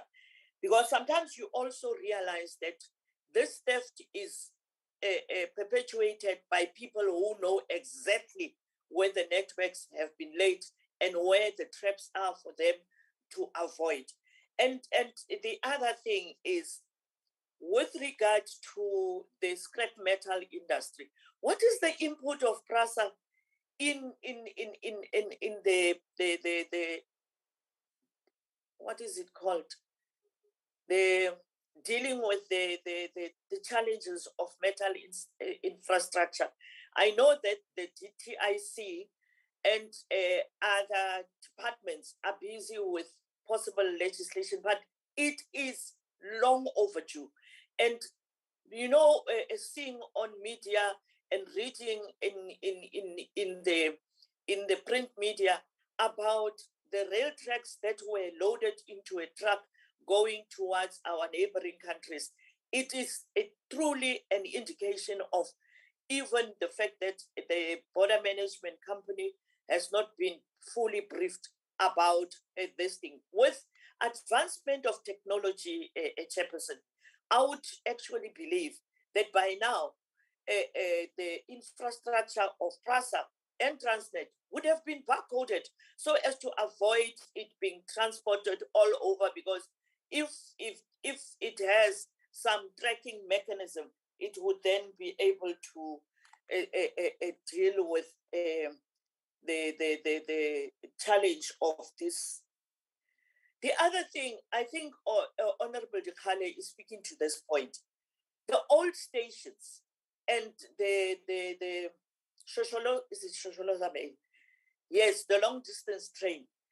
I want to know, yes, I want to know from PRASA, why did they not see it fit to lease out the train stations to government departments and other companies that needs or private, black businesses that needs infrastructure for offices and other operational centers, because it would have meant that those beautiful stations are not vandalized, like they now no longer exist. And I would believe that the example that PRASA had set with the Kwamashu Durban line with the Bridge City would have been something that we look at throughout the country to try and safeguard this investment that was made over the years with the sweat and blood of our people. The other thing that I wanted to know, Chairperson, I've seen the issue with regard to the Gibela program, and I've seen the information related to the BBBE components, Ubumbano and keeping or whatever it's called. But the other thing, Chairperson, you'd remember, the focus of this major investment by the country was the revival of the rail industries. And I have seen the presentation being made that indicates how some of the suppliers are black in South Africa. But Chairperson, there was a time that there was a Minyenyetsi somewhere, I don't know what to call it, but it was a story that was gaining traction that indicated that the Alstom and the other the French companies were being recruited literally to be part of this component. And it is, it is so easy for anybody to come to South Africa and call himself Dikgale and Incorporated. And yet behind Dikgale Incorporated is somebody else who comes from somewhere. So what mechanisms do we have in place to really scrutinize these companies and see whether we have not been blindfolded or blindsided by believing that these companies called Bo Madiba, Bo Ing are truly South Africans, not foreign companies with South African addresses. Then the other thing,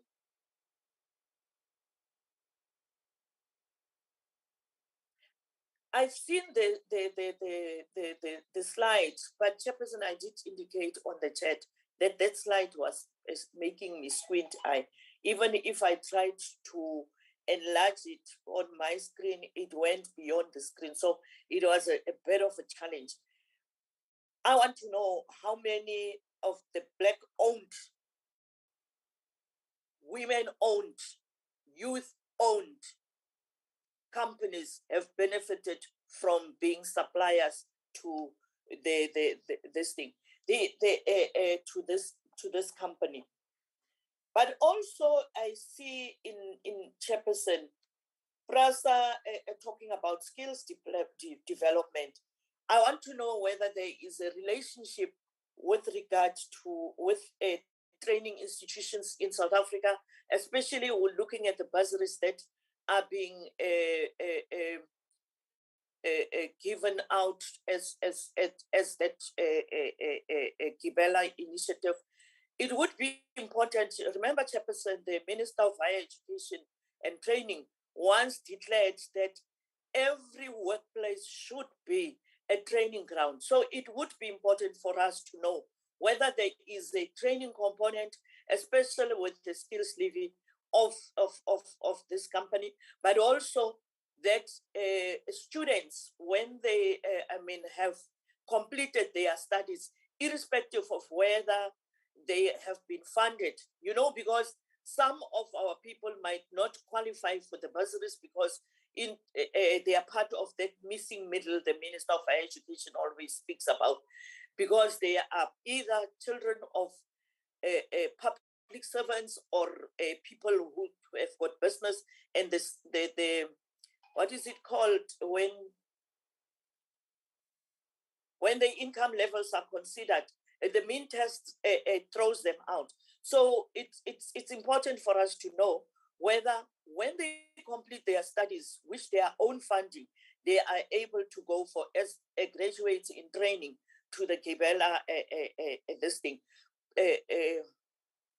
factory, but also whether the Gibela is also utilizing international training institutions with these bursaries so that we gain skills that are only being provided internationally.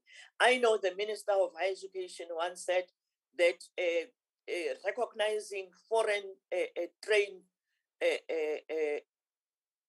qualifications would be a challenge. And Chairperson, you would remember the issue of those who were trained by the UN institutions being not accredited, even those who went to train out of own initiative by MIT and others. So I would want to know whether there is that initiative. Is Alstom, the original company, still committed to this skills development?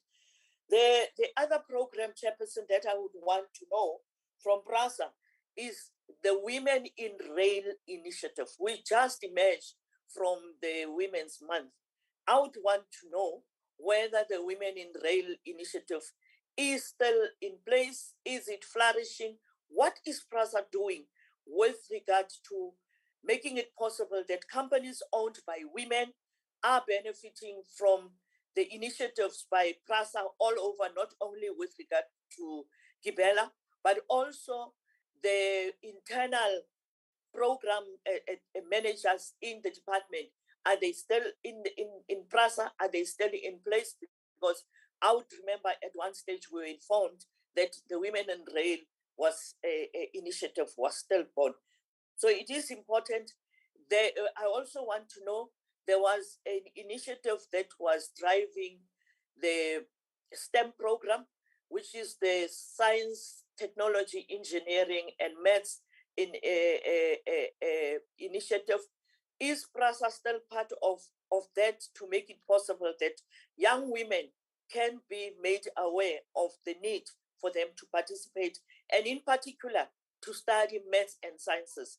I know that from the Department of Transport, Sanral had that initiative with the University of the University in Gqeberha. I don't know whether it's still called UPE or it's called University of Gqeberha. And equally so, I would want to know whether there is a training initiative by PRASA itself, not only with regard to Gibela. Chairperson, I heard the presenter talk about they expect 34 to 36 train sets by the end of this year. I don't understand whether he's saying the 34th to the 36th or 34 train sets, between 34 and 36 train sets. I was a bit baffled that they could move at this particular is it flight? I would want to say plane speed to get that 34 train sets. The other one, Chairperson. Okay, the commuter line between King Williamstown and East London. Any progress with regard to this? And issues related to PRASA autopacks, because I saw that I was struggling with the network at one stage. I might have missed this. The autopacks and other PRASA subsidiaries, because it would be important for us to know how they are performing over and above PRASA this thing itself, because under expenditure in PRASA is also encompassed by the other subsidiaries of PRASA. And Chairperson, I've not heard from the presentation where exactly is PRASA with regard to the that one. I don't know why it's called on the PRASA program. Oh my goodness, my mind. I forgot about it, Chairperson. If I remember, I'll come back. Thank you, Chair. Thank you, Honorable Peters. Honorable Tlangwini, please come in. Thank you very much, Honorable Chair. I have forgotten how does it feel to speak after the Honorable Peters, and I and I could understand because she's quite averse with the PRASA because it was a previous job. So that's why I didn't even call a point of order to say, Chair, I think Honorable Tipo is going over, but it was.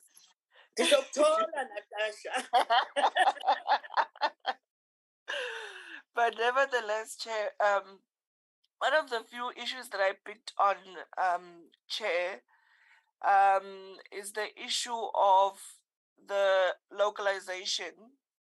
And in slide 30, there's an underperformance in terms of local content performance target in PRASA.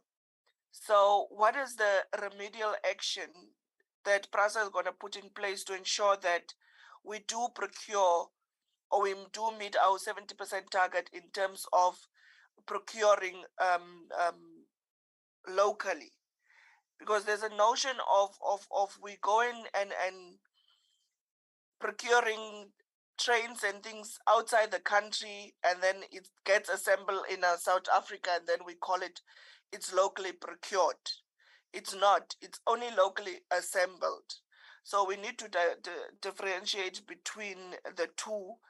So I'd like to know what is PRASA gonna do regarding ensuring that they do meet their targets in terms of local content.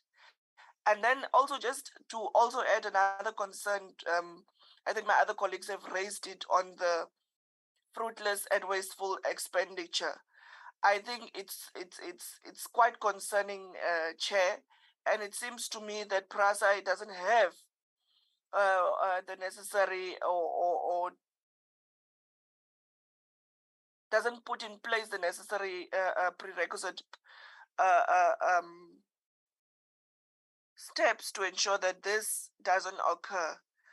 And we also need to see as a committee as well, Chair, that there are a consequence management within PRASA, but if it's a year on year, that the irregular expenditure and fruitless expenditure is just escalating in such a manner, then we should know and we should be concerned that there is a problem. Someone somewhere within PRASA are not doing what they are supposed to do, and that should be red-flagged. That to us as a committee, that our main job is to follow the money, to say that this entity need a bit of much more attention, and for us to go and follow the money within PRASA in all of as the Constitution requires us to do. So just on that too, Chair, that I want to step on, but I was further on covered by the Honorable Peters. Thank you very much. Thank you, Honorable Tlangwini. Honorable Kaiso. Thank you very much, Chair. And let me also welcome the presentation which has been made by the Minister and his team. But Chair,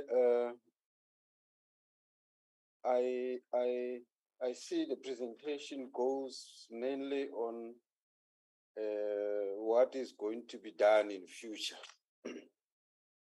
But it did not really answer directly on the issues which are related to underspending, which is a problem for us as a committee. And we're expecting that we'll be given a response which, talk much on the issue of underspending. So what surprises me now is in one of the presentation slide which says we want more of the of funding or so such that now the projects are able to be to be undertaken successfully. So now I want to ask then, why does PRASA want more but cannot spend the list that that has been given to them? Why? So the second question is, I just want to know from PRASA, actually, how many employees are there in PRASA who are in the employment as we speak? Now, when the minister was addressing us, he said, the task of the board is to ensure that spending takes place. So one was expecting more also from the chairperson of the board or the board to say, these are some of the things that we pick up when it comes to, underspending. I expected the board to, to say also, these are the reasons which when we inquire or we ask PRASA what is the problem, and this is our observation, and these are the reasons that we obtained. So one is expecting to hear more on that, because we did not only convene the PRASA just to read just the way forward on what they are planning to do in future, but we must also ask PRASA to account on the present situation. I've heard the last honorable member also asking the issue around consequent management.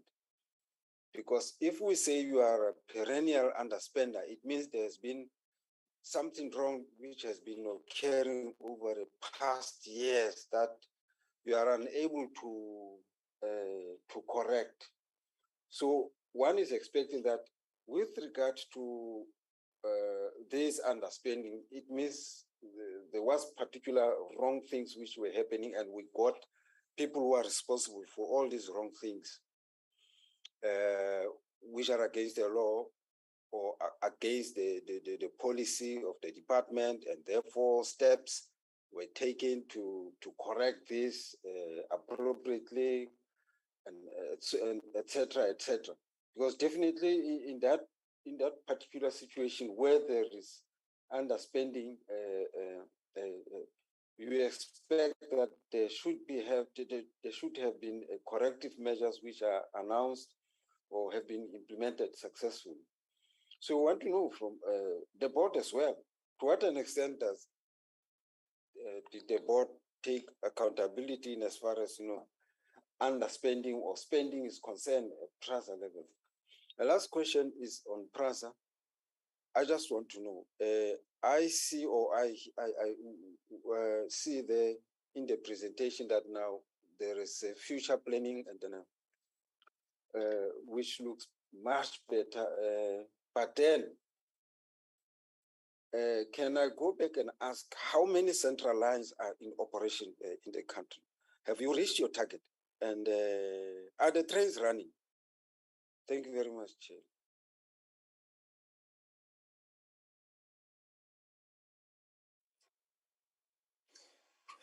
Thank you, honorable members. Let me also join the honorable members in welcoming the presentation from PRASA. DM, if you're on the platform, good morning and welcome again. Chairperson, the picture presented to us doesn't inspire confidence, to say the least. I'm sure you would have heard the oral members harping on this thing of underspending. But this underspending thing is just one of the red flags because it goes hand in hand with underperformance. If you go to your slide, I think slide 17, trend in PRASA annual performance.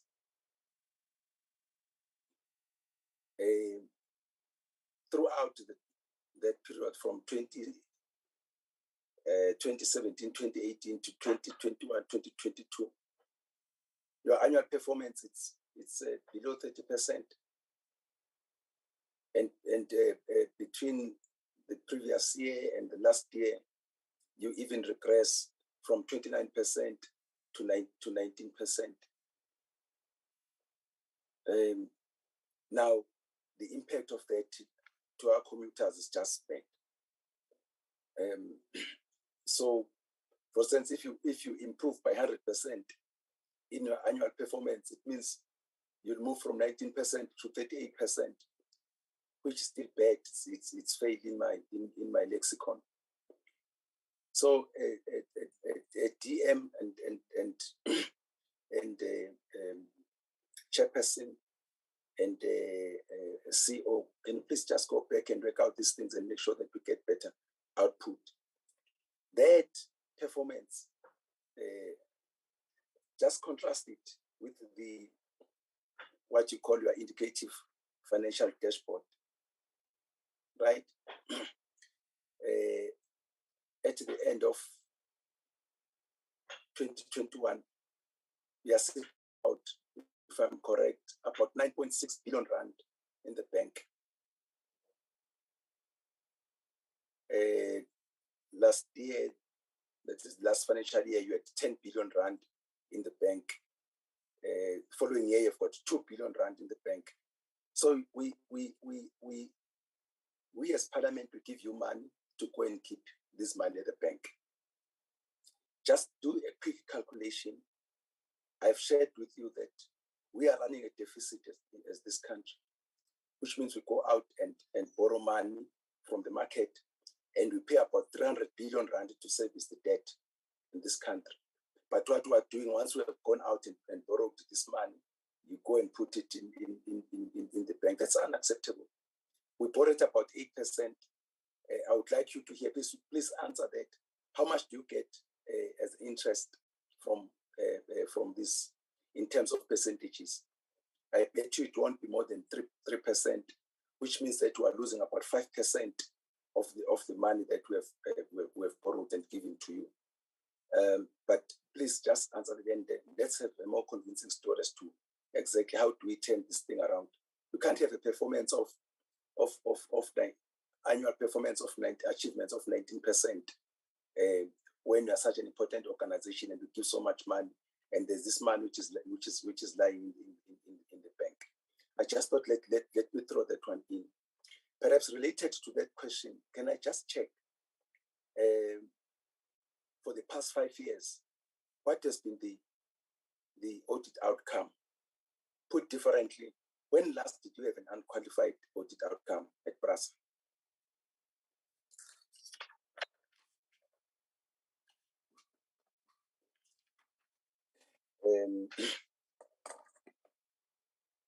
You rely on CAPEX for your operating expenditure. I think I heard that because you're not generating enough money. If I may check you, here's the question: how many passenger trips are you making per day these days? And what is your target? And how much do you think you do want to get from in terms of revenue coming from that area? Related to that question, again, about revenue, Honorable Peters asked about AutoPACs. What's happening at AutoPACs? How much are we generating from AutoPACs? Where do you want to be? And what was your best year at AutoPACs in terms of revenue?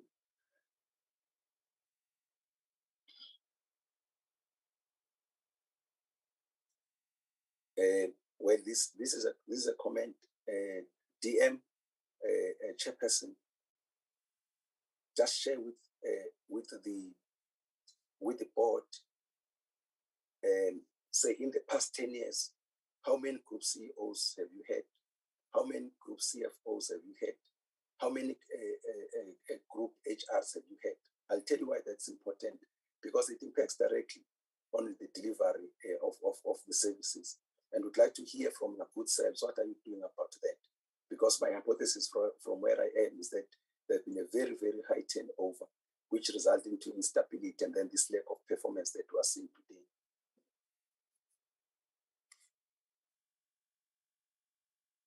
When I listened to the reasons which were given to us of underspending, I would say all those factors are endogenous, which means are factors which are within your management. Very little of external factors that are internal.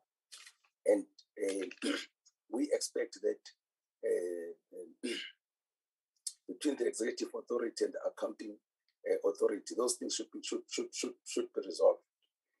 These are not the reasons which should come to us, because we don't hire people at PRASA. All what we do as Parliament, we allocate money to your good selves.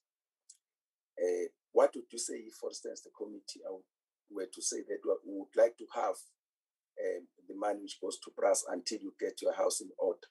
Because as I said, the opportunity cost of giving money to PRASA and money going to the bank, and let alone that there's no service delivery at the end of the day, but we are losing money in the money that we have borrowed from the market. Honorable Deputy Minister, the Gibela Award, it was the biggest award of its kind. But this country had a lot of things that it wanted to get from that.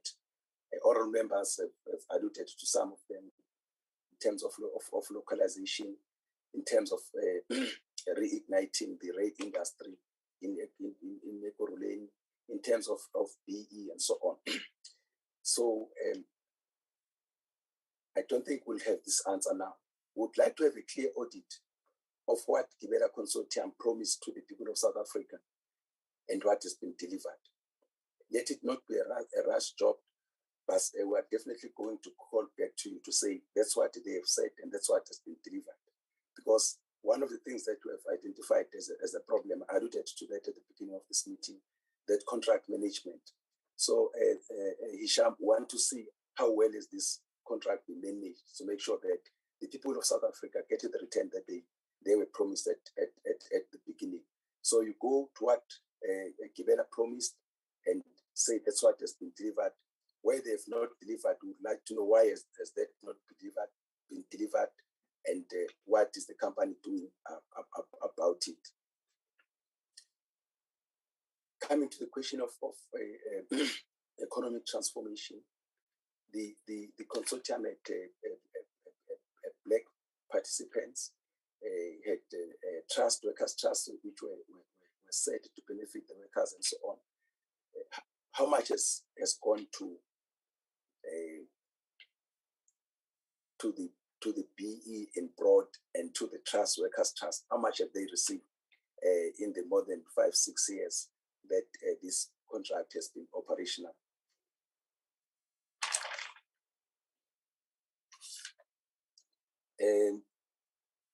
Chairperson, related to the question when I was saying that how many of these people of group CEOs and so on and so forth, but it's very clear that underperformance is related to instability.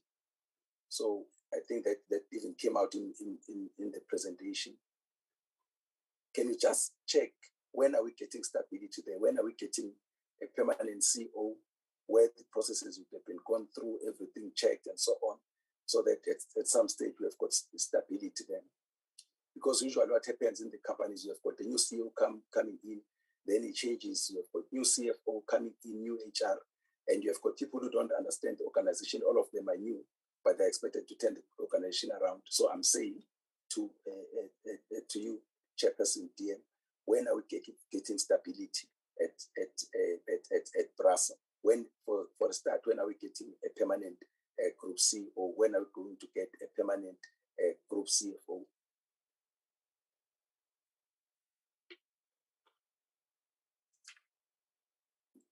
A question: new trains, they go with new depots. How far are you your new depots, and how are you maintaining your new trains with old depots? Does it happen? Please share with the committee. Going to Autopex, what's happening at Autopex? What are the problems, and what are you doing with Autopex? Just for the benefit of honorable members and everyone who's listening, Autopex was responsible for transporting all the teams which participated in the 2010 in the soccer 2010 World Cup, and all the teams arrived on time. There was no problem, and so on and so forth. So it's a very important organization in the PRASA stable, but again for our commuters in general. So just want to know what's happening there. Related to the question which was asked by Honorable Clara and Peters, what is happening in Shosholoza Mill? What manner are we getting there, and so on and so forth? Please share with us.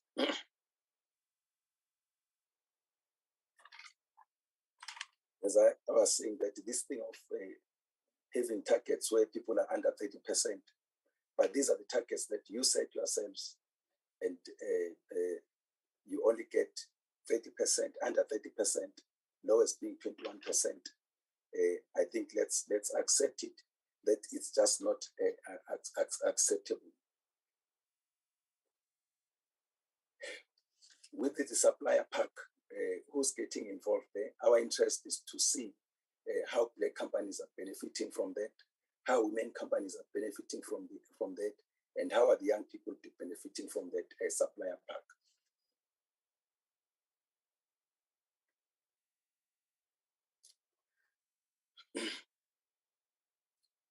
And a related question, a lot of stations have been closed down. You know that there's usually a lot of activity at the stations, economic activities, especially for the locals. Do you have the understanding of how that has impacted on those vendors, local economies, the mamas and babas and the brothers who go to the stations or who will go to the station to go and sell? What has happened to their businesses? Women in race. where are we? I'm emphasizing that again, as the honorable members have said, because the rail industry has been a male-dominated industry, and then there was a deliberate program at PRASA to prove to all and sundry that women can also be involved in this industry. For instance, Orlando Station, if you remember, it was built by a women-owned company, a company owned by Ms. Tandindlovu, may also rest in peace, as we're going towards the 2010 World Cup. And there's no one who said it was a defect on that, which was proving that women can do what men can do. And then you had a GO company, a general overhaul company in Cape Town, which was also owned by a woman, again proving to men that women can also do what men are doing, and trying to deal with this marginalization of women, to say no, this one is reserved for men. What's happening with that program? Lastly, I think all the business plans of PRASA have always had Muloto corridor in them. What's happening there? I don't know how many pronouncements have been made around Muloto corridor. What is happening with Muloto corridor? DM, I think you have a mouthful. Let's start. Let's give the meeting to you, and then you decide with the chairperson. Only bring the meeting back to me once all the issues that have been raised are. Chairperson. Yes, Chairperson, yes, please. yes, Robert. Yes. Please. I remembered. Yes. I remembered. Yes. Come in. I'm sorry to come in after you. No problem. Thank you, Chair. Thank you very much, Chairperson. Before the Chairperson and the Deputy Minister respond, Chairperson, my question was related to the PRASA Group Property Management Company. I don't know what it was called. And the other question linked to it is, I don't know whether the situation is still the same, Chairperson, but I think sometime last year we got to know that PRASA has left the PRASA house in Pretoria, and they are operating in Mjanji house in Braamfontein. So it would be important for me to know why PRASA decided to waste such a good facility in Pretoria. And also DM would remember that there was a process where this PRASA Group Property Management Company was helping the Department of Transport with regard to a office accommodation for the Department of Transport, which was going to actually release the Department of Transport from the long lease of that dilapidated building. And then also the skills audit at PRASA Group itself, not only at the level of Gibela, because it would be important for us to know about where exactly we are. And you nailed it at the end, Chairperson, because I think it was in sometime in October, many years ago, when the project of Muloto was handed over to PRASA. And thank you, Chair, for bringing it up again. Thank you very much. Thank you. The what Honorable Peters is referring to, the DM and Chairperson, is Intersite, the property management company. What is happening around Intersite? Thank you. Back to you. No, thank you very much, Chairperson. Let me first allow a morning, honorable members. Let me give the Chairperson and the acting Group CEO to respond to technical questions. Then I will come maybe to make the closing remarks. Thank you, Chair. Over to you, Board Chair.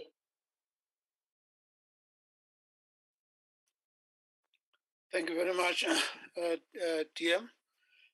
Maybe let me start, and then of course the Hisham plus the other management will add on the other issues. Maybe start off in a reversed form. If I start with the the PRASA house. PRASA house, it is a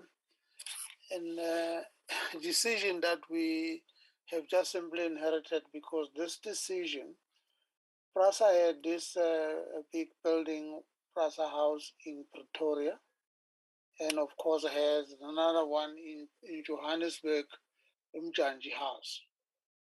When we came in, we were told both PRASA House and Mjanji were occupied at the 50%. And therefore the board, before us, our predecessor decided that it's a waste. They can consolidate PRASA staff into one, and they chose Mjanji in Gauteng to be the one.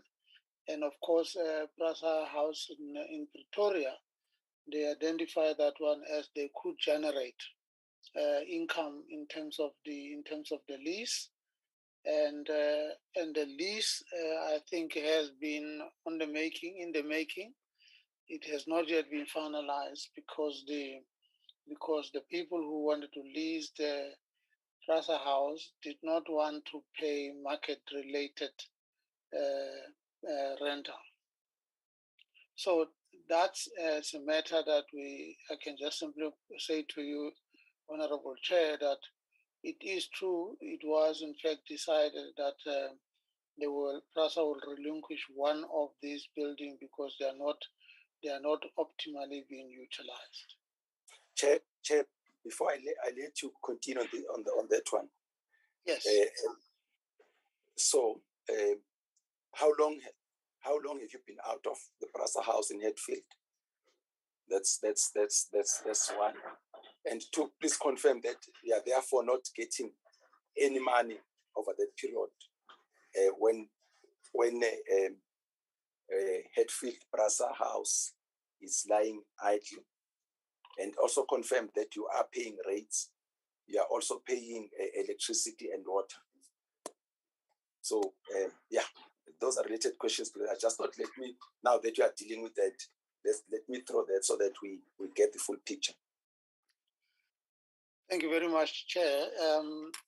On the issue of whether there's any rental, I think I could ask that the CEO that deals with the property, they could then help us there too.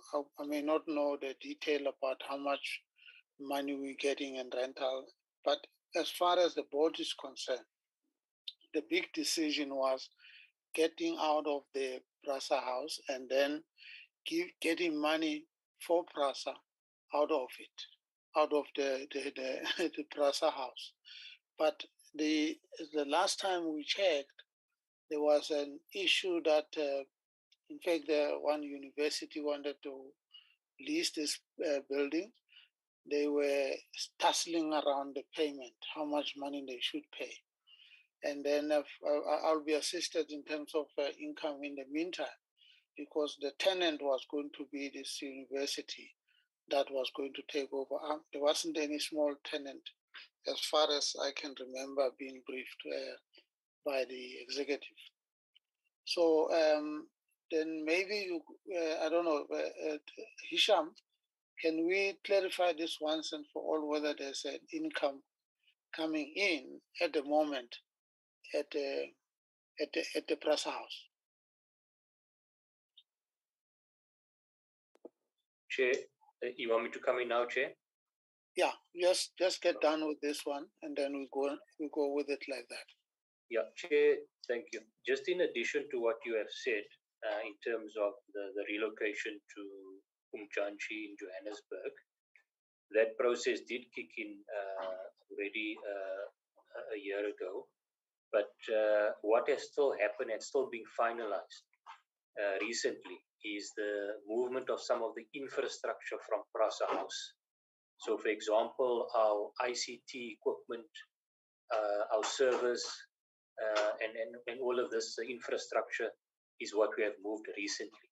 Once those processes are completed, that's when we can then formally have the issue of the rental, the leasing of PRASA House done. I know what the Honourable Member Peters have raised is correct. There were always those discussions about even Department of Transport at the time occupying the building. But we're now at a point where that final bits of infrastructure has moved to Umjanchi. And then through our property division, CRES, that process now, as you mentioned, Chair, whether it's university or other prospective tenants, we can now look at moving or finalizing those arrangements. So where we were just recently was the final infrastructure being moved to Umjanchi. In the last week, in the last month, we were busy with that, Chair. Thank you. Thank you. Honorable Chair, you did mention Intersite. When the board was appointed, we entered into the a compact with the minister. In the compact, one of the things that we had to do as the board was to amalgamate or bring Intersite and CREST together because there were two loose entities that are losing in terms of the operation.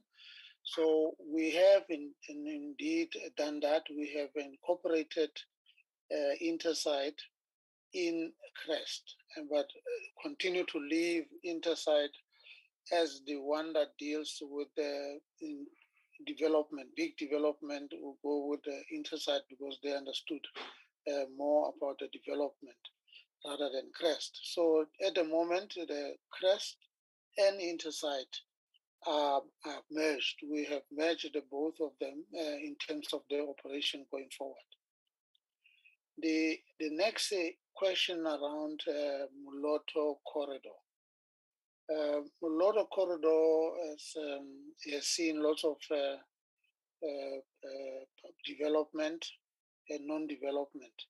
But I can say that so far the Moloto Corridor, Moloto Road Corridor and the rail is something that has been, and maybe the DM can help, has been with DOT, not necessarily with the PRASA, because it has a Moloto corridor. If we develop it, there has to be leverage ability to raise money for the development of Moloto Road, and the PRASA does not have a capacity to raise money in that way, but more DOT has more kind of capacity to do that. The next question that the chair also added on to it is the GOs. The GOs and the problem with that and how this affected the engineering or divisions, black, women, and so on. The reality is that, Chair, the GO was cancelled about 8 years ago. So there hasn't been any program, general program in the last 8 years. We only have reinstated the GO this year in April. I think in April we resuscitated the GO program, and now it's working. It is hopefully that the question that has been raised around how black and young and women could then become part of this program. It will be seen going forward. At the moment, there are only 5 companies that has been approved on the general contract. I think the issue about GO at the time, it was a problem of corruption.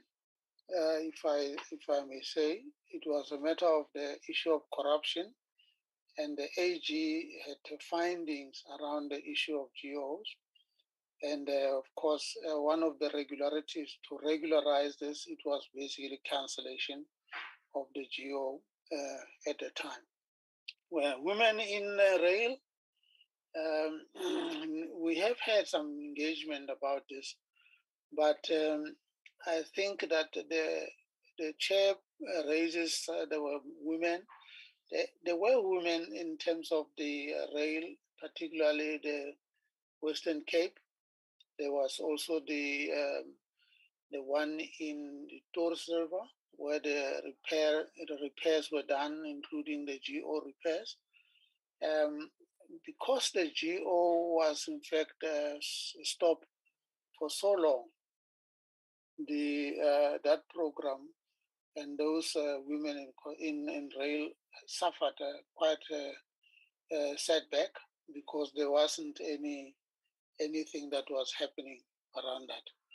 Obviously, we had the discussion as well with the DM about revival of this program, Women in Construction. But that's the only way to build capacity of the country by taking women and black by hands in terms of getting into this. Hopefully, Chair, Honorable Chair, now that we have reintroduced this, there will be a lot of those that were now not necessarily active, that hopefully they will come on board in terms of to make sure that they play a role. Quickly, auto tax. Auto tax, it's at the moment, the board has put auto tax on the business rescue.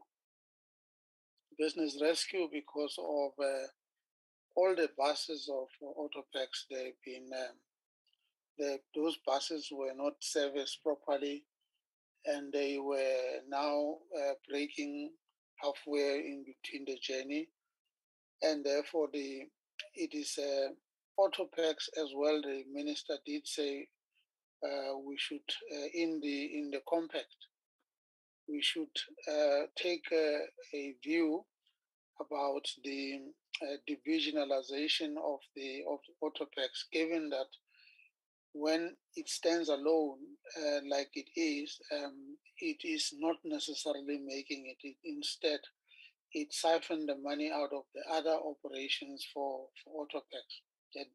So what we did with autopacks, we obviously divisionalize it so that it can be part of the PRASA, and then it can be cross-subsidized by PRASA operation.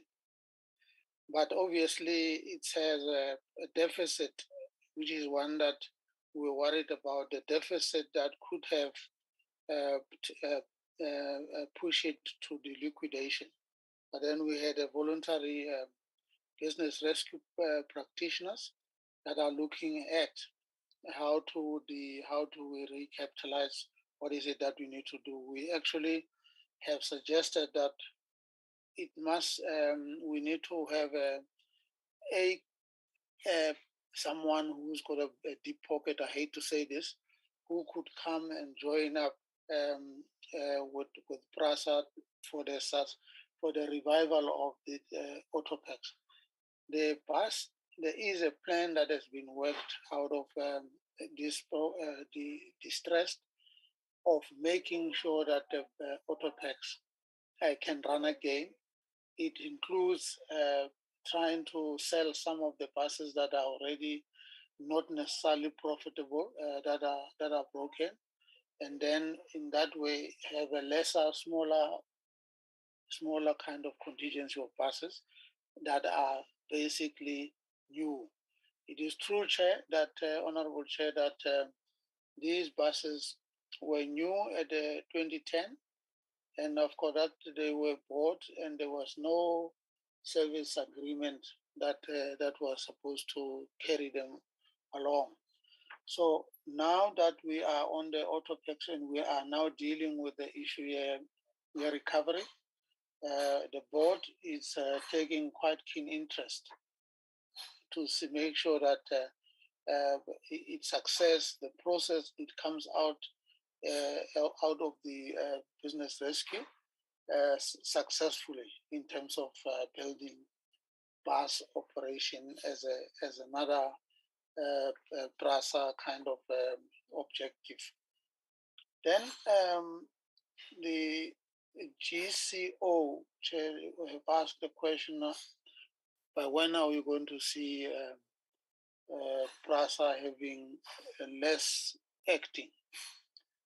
Chair, you would remember that we had appointed Group CEO, and the Group CEO, as we have appointed, in the eyes of the evaluation, did not necessarily make it. We ended that relationship with the Group CEO. Obviously, what's left now with us is that we are in court about this particular matter. There's a dispute which is pending labor court.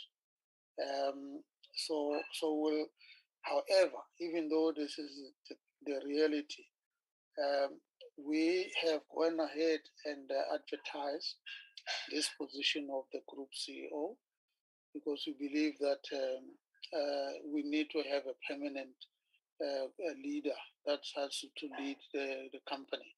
So on Friday, we are going to be starting the interview of the Group CEO. I know we are in the dispute, and of course the lawyers from the past Group CEO is threatening to take us to court on the second degree, basically.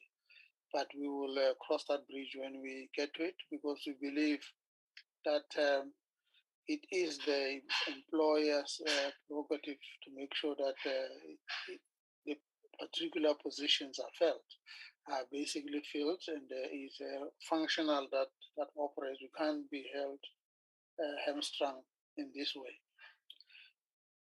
Passenger or 10, let me just deal with the Gibela. I think Chair will take a direction from you in terms of we should actually sit back and give a proper account on the Gibela and on the Gibela's what was promised, the trust issue, the trust that workers trust there, umbumbano. So we will in fact do that, maybe rather than just rushing it. Let's do the proper and see whether Alstom was keeping with the promise that is in the agreement, because this is the agreement between PRASA and Gibela, and of course Alstom was on side. So that we will do. The passenger targets, Chair, you've asked a question, and the other members have. The passenger of PRASA 6 years ago started going down, dwindling, to an extent that at the moment the passenger is very small. But what also contributed largely to this is during the lockdown. Most of the passenger rail PRASA was basically vandalized terribly. At the moment, with the recovery of corridors, recovering of corridors is also an attempt to basically trying to start generating income. So far, I spoke about Autoplex and the Autoplex, the challenge that we had with Autoplex. But if you look at in terms of the income, Autoplex was actually bringing a little bit more money than the rail itself. And that tells you in terms of where we are. So currently, the passenger are very, very down. I think there's a slide that should be able to show what is the passenger target that we have. It's very small. It's not necessarily going to help PRASA to get out of the challenge that we have in terms of the resource. The targets at the time, I think it was in the order of 400 million, if I'm subject to correction. But that is very, very far from getting to that. Then, Chair, you've asked in the last 5 years what has been the audit process. Well, Chair, I can say to you that for the last 5 years, there has been a qualification of the audit. There has not been any clean audit. In some, there has been a disclaimer. In fact, the last year it was disclaimer as well, and the year before that, because there has not been a register, asset registration that has been kept working. So the AG basically said, no, this if you don't know your asset, you can't basically say you are a going concern. We're working hard on that because we've been working on the basis of what the Auditor General has issued out as a management letter to deal with the weaknesses around the issue of asset. The problem of the asset, Honorable Chair, I could just simply trace it to the historical. When there was separation, on a separation and the PRASA, the Transnet, PRASA came out of that with a much weaker position in terms of the resource. We were informed that they did not necessarily take up the SEPS envelope to register or to continue to look after the asset. As a result, so no asset was registered because PRASA could not afford to pay for the SEPS envelope of technology, using technology to capture and look after the asset. That's a problem we are sitting with currently, and we have so far embarked on the asset register verification as the board and the management. And so far, we can safely say that we have something that is reasonably could be referred to as asset, even though the Auditor General would like to see it in technology, not necessarily as a manual capturing of an asset. Let me move on. Hisham, you will make your notes. If there's something I left out, you can just help me with it. Underspending, there's a big issue. Underspending of PRASA, what the problems may be. Now, you spoke about 10 years without much work done. This also affected PRASA's functioning. Underspending in terms of the programs, CAPEX, that has been because of the problem of the capacity, the skill and capacity. When we arrive here, we found that it takes a minimum of 2 years or 2.5 years to get procurement from the start up to the end. In fact, the GO that we talked about earlier was in fact a program that started in 2018. 2018 it was published. We only finalized that, of course, in a year, this year, at April. So there's been a number of years that passed because the officials and the staff has been, because of what has happened in PRASA before, including the corruption issues, and none of them were willing easily to look at the procurement and take a decision that this procurement is correct. So it was subject to lots of cancellation because people were really frightened. They were very unsettled with this.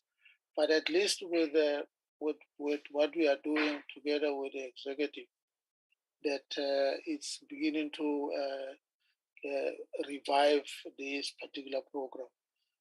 Now, Chair, I omitted to report on the when we were asking about, because we were not asking only for the CGCO, we were asking the executive as well. We have advertised the positions of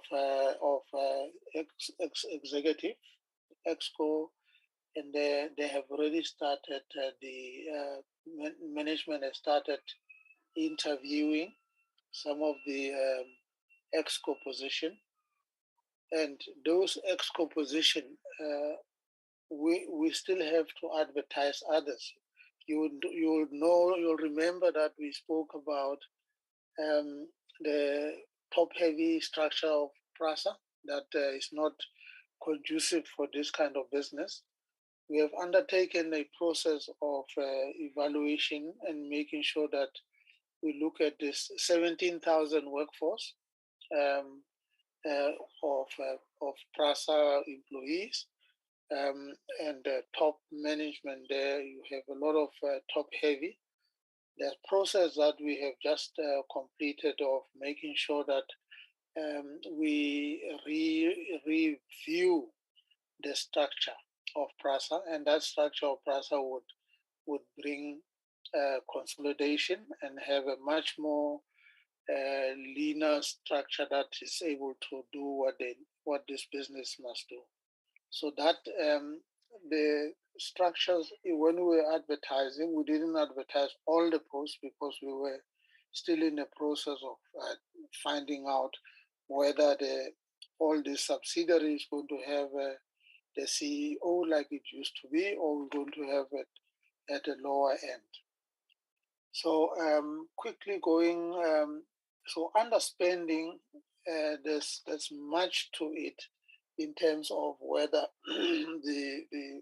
we're able to have people to look at the programs and then put programs out in the market, and then of course process them in terms of it. So the processing of the programs was lagging behind.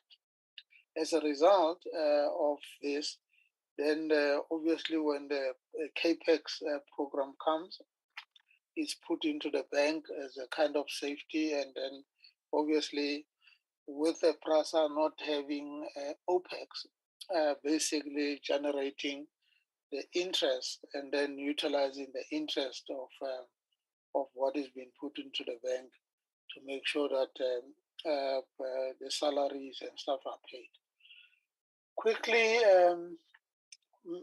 Honorable Chair, the local procurement, trains, local content, and the trains that can I just explain in the kind of shortest way, Honorable Chair, the Gibela project, those Gibela trains, the 100 trains that the Minister spoke about earlier, they are developed, they are designed in South Africa, into Nota. It is not bringing any spares and then starting to put together trains. What happened at the beginning of the project of building trains? Yes, few trains were procured from Brazil, and they came here being procured that way. But that was the end, because the Gibela has developed its own capacity of design and manufacturing. So I think maybe, Chair, we could leave this this way as a kind of proof. We could say to you, we're giving you open invitation. One day when you're ready and you want to go and see this issue of trains, how they are manufactured, how they are designed, we will gladly escort you to Gibela so that you see when we speak about it's local. It's a local procurement, it's local content that you see it in with the eye in Gibela, what is happening fresh. So I'll leave it there. Quickly, the women in rail, I think I did make mention of that earlier on. Alstom, Alstom, we are in the process of dealing with Alstom in terms of the structure that should benefit South Africans. And we, in 2 weeks' time, we should be finalizing some of those issues in terms of 4951 structure of Gibela and of course Alstom. So that we are busy with that. Black-owned benefit, it goes with the same, more or less the same in terms of what I refer to as the challenges of our history and what then happens that basically saw many of the black, the initiative like Women in Rail as an initiative that started all of it basically did not end up being sustainable. It was because of the issue of not having contract or pushing out contract for people to be able to tender for it, in particular those that were small. They were not able to sustain their business without any income. So yeah, that has been a challenge. Gibela Ubumbano, this is what we are dealing with. Peters, the Gibela Ubumbano in terms of the workers and the trust is what we are dealing with currently to try and manage or to try and balance the structure out. Simply put, we arrived, the structure was 30-70. We said, no, we can't continue with the structure of South African called the Bumbano 30%, because then Alstom can make their own decision without necessarily having to talk to them. That's what we are fixing in terms of making sure that it is 49-51 so that there is a balance.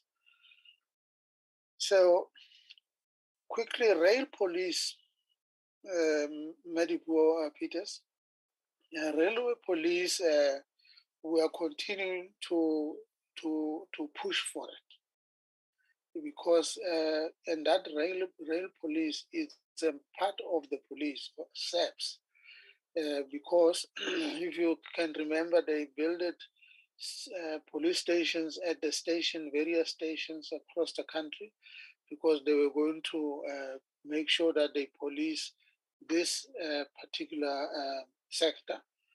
But somehow the railway police has not been effective. They have not been able to do what they were supposed to do. And of course, they are there at the stations. The station, if you talk to you about Philippi, the stations were demolished, vandalized.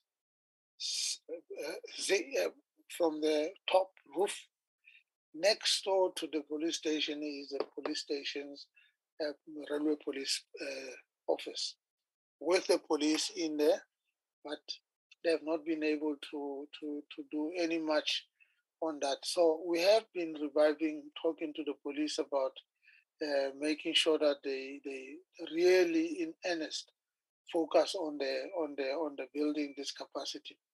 And I think the minister has been helping us as well in terms of pushing that we have this particular safety aspect. Station and the leasing, I think we have a challenge there, but I think maybe Hisham can maybe just share light on that. Training institution, Depot Peters, we are very thin on the training institution. We have institutions that are training institution, but they have nobody in it for training. So far, the people who keep training youngsters there is Transnet in terms of engineering and so on. We have been talking about this, that we need also to revive the issue about the trade. Otherwise, we're not going to be able to run this business if we don't build its own capacity as an employee of PRASA. So the training is key, but of course we'll have to collaborate with the other institutions for this particular venture. Maybe Kipela, and skills. One of the things that I can confirm, Honorable Chair, we are very thin on the skills, various skills in terms of engineering, but we have in fact been already talked about this, and we have asked assistance in terms of there are a number of schools that are Transnet, but they are not being used. Training is not taking place. That maybe we could start at a small way to start introducing some of the training of engineering in a different level, or even artisans. Can I leave it for you now that Hisha? If just do the mop-up of what I did not deal with sufficiently. Okay. Thank you, Chair. And I'll be brief, Chair, because you've covered, I think, the vast majority of the questions that were raised. Just quickly, there was a question from Honorable Dihali around the progress on the priority corridors. She noted the dates and picked up on the September being mentioned. And yes, Honorable Member, we are tracking this one very closely. The plan as we speak is we are targeting the Pienaarspruit to Pretoria corridor that we would like to launch by the end of September. We are tracking this one very closely, and that work is underway in terms of that rebuilding of the key infrastructure there, both electrical as well as some station improvements and per-way stuff that we've been undertaking.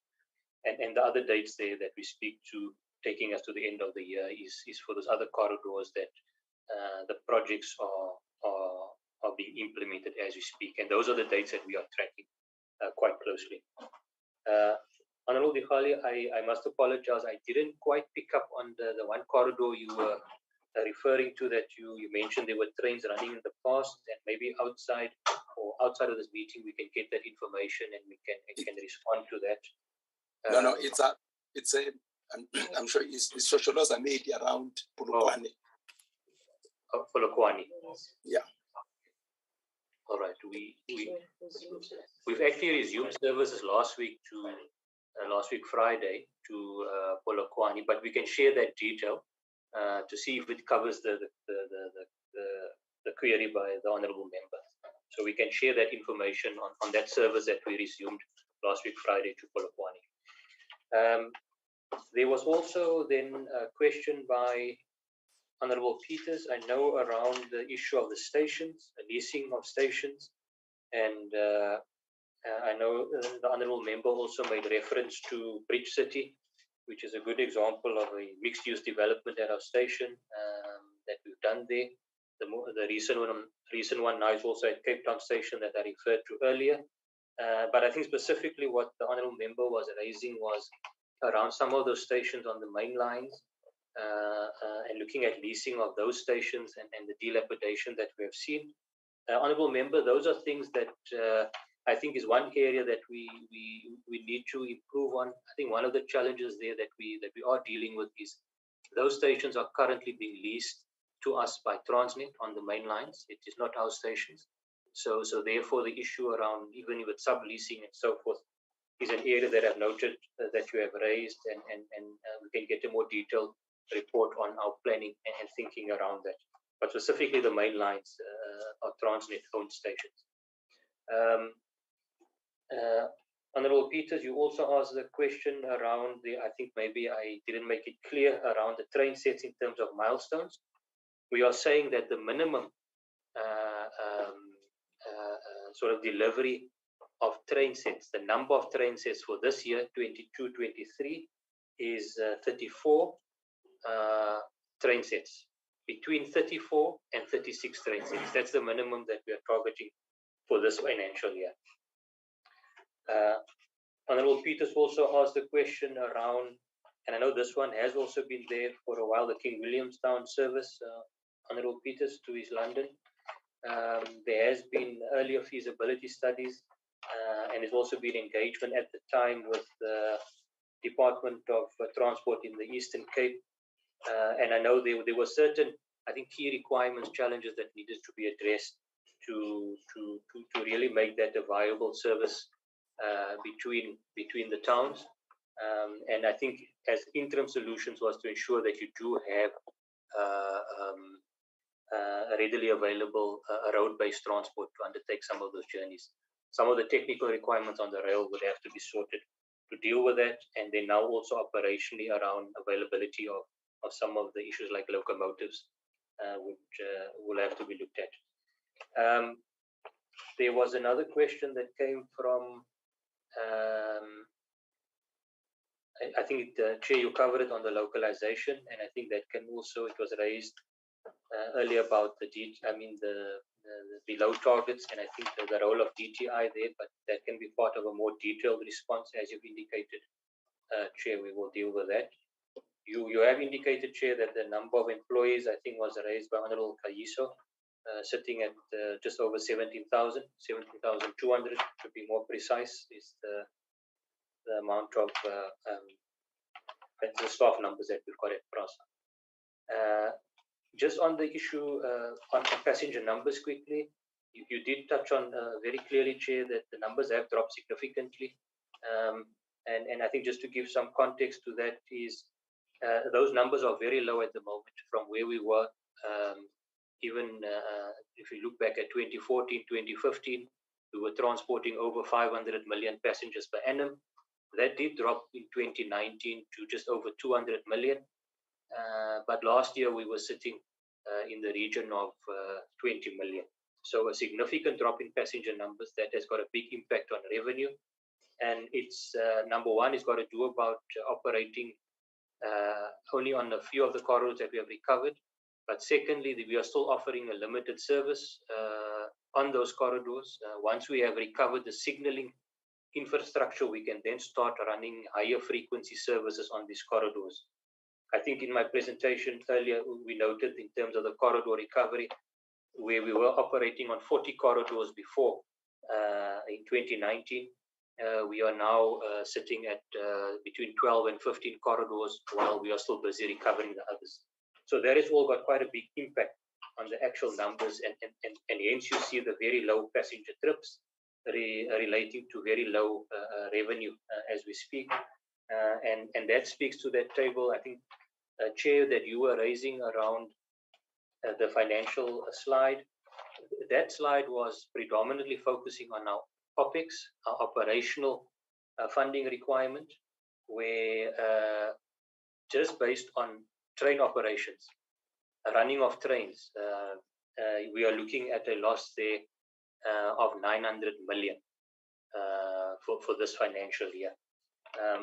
The issue that I think also was linked to the issue around funding was Honorable Kayiso that was raising about why are we then asking also for more funding on the CapEx. I think Honorable Kayiso, what maybe I wasn't clear on the point is that we certainly want to demonstrate that we can spend our CapEx allocation But when we were just presenting the MTF and our commitments going forward, both current as well as potential commitments, if those all come on stream through the MTF, it's at that point, once we have demonstrated we can spend what we have, that we would have to look at where there is additional CapEx requirements. So at this point in time, the main challenge in terms of shortfall is on the OpEx, operational budget. CapEx, we still need to demonstrate and give that confidence that we can spend that that allocation of 12.6 that we have for this financial year, and certainly through the MTF. When we get to that point where the commitments is at the right time, those motivations need to be done in terms of increased allocations going forward. Chair, I think I've touched on the aspects that just to add it to what was raised by the chairperson of the board, and I'm handing back to, I suppose, the deputy minister or the chair to complete the response. Thank you, Chair. Thank you very much. Sorry. Machikunga, we're giving it over to you now. No, thank you very much, Chairperson of the board, as well as Group CEO. Thank you, Chair of the SCORE, together with honourable members, for the questions, for the remarks, for the comments, and actually advices that you have actually given to us. We appreciate that. Chairperson, for instance, you raised the issue around project as well as contract management. And we do take your advice, Chair. Safe to mention that we have set up a war room with a dedicated project manager with an engineering background, qualifications as a matter of fact, to lead the war room in dealing with implementation blockages. However, Chair, you also have said to us, let's look at how we manage our contracts. And coupled with that question, I think you raised the issue around Gibela award, and that you would want us to audit on what Gibela said they will do and they will deliver to the people of South Africa and for the people of South Africa and what they've delivered. And I think we take that counsel as well from yourself. And I think that is coupled with the very issue of contract management, which I think we need to strengthen as the department, but probably as a country per se. We are, as Department of Transport, providing support to PRASA to ensure that the entity is able to deliver on its mandate. I think the chairperson responded on the issues related to railway police, maybe to mention the fact that they remain SAPS unit under the command of the provincial commissioners. They too have their own challenges in terms of numbers, and therefore capacity and particularly capacity to deal with railway sector challenges. But they also have their own challenges. But I think we are trying to work together with them, particularly PRASA is doing that. The chairperson responded, I think, explained this one. I think I just want to emphasize it, Chair, that Gibela factory, which is at Nigel, is not assembling trains, but it is manufacturing trains. And I think we just want to clarify that. So yes, and as the chair said, we would be happy if members can actually visit the factory so that they see for themselves as to what it is that is happening. Honorable Depo Peters, together with the chairperson, they raised the issue around women in rail. And Chair, I'm definitely unhappy with this one. As the chairperson of the board said it, that we've had some interaction around that matter. I think it's a drawback on us because we actually had that unit working at PRASA and delivering, and for whatever reasons it was abandoned. But we are reviving Sunwit, and therefore we'll definitely be reviving women in rail, and so that we know as to what it is that is there for women. And it is a government policy. It's not something that we can do away with. It's this government policy that women need to be empowered. So we can't be talking a billion projects and we don't know as to what it is that is there for women. And I think that's the matter that we will be dealing with. On the issue related to how many group CEOs have we had in the last 10 years, Chairperson, in fact, in the last 7 years, we have had about 10 of them. So yes, it's an indication of instability at a very strategic level. But the chairperson went on to say, how many CFOs have we said? How many HR managers have we said? I don't think we've got, that has been answered. I think it's something that we'll look into, Chairperson. On the issue related to Department of Transport taking over PRASA House, remember, even if we were to be interested in that, but it's a process that has to be executed by the Department of Public Works. All that we do is to say we need offices, these are our needs. And then, of course, the Department of Public Works will look at specifications, procurement procedures, and then, of course, we've got to abide by that. So that there are those issues, and we're not anywhere close to knowing as to whether it will be possible or not possible. It's likely that it probably might not be possible looking at public work specifications. And then on the Moloto Rail project, from the Department of Transport Chairperson, we completed a detailed feasibility study in compliance with public-private partnership. And of course, the Treasury Approval 1 application was also submitted to the National Treasury, and it has not yet been approved by the National Treasury. That is where we are, and therefore waiting for the process to unfold from whether National Treasury approves or not approves that Treasury Approval 1 application that we submitted to them. However, Chair, as maybe I make my closing remarks as were made by the opening remarks were made by the minister, who happened to have requested to leave the meeting.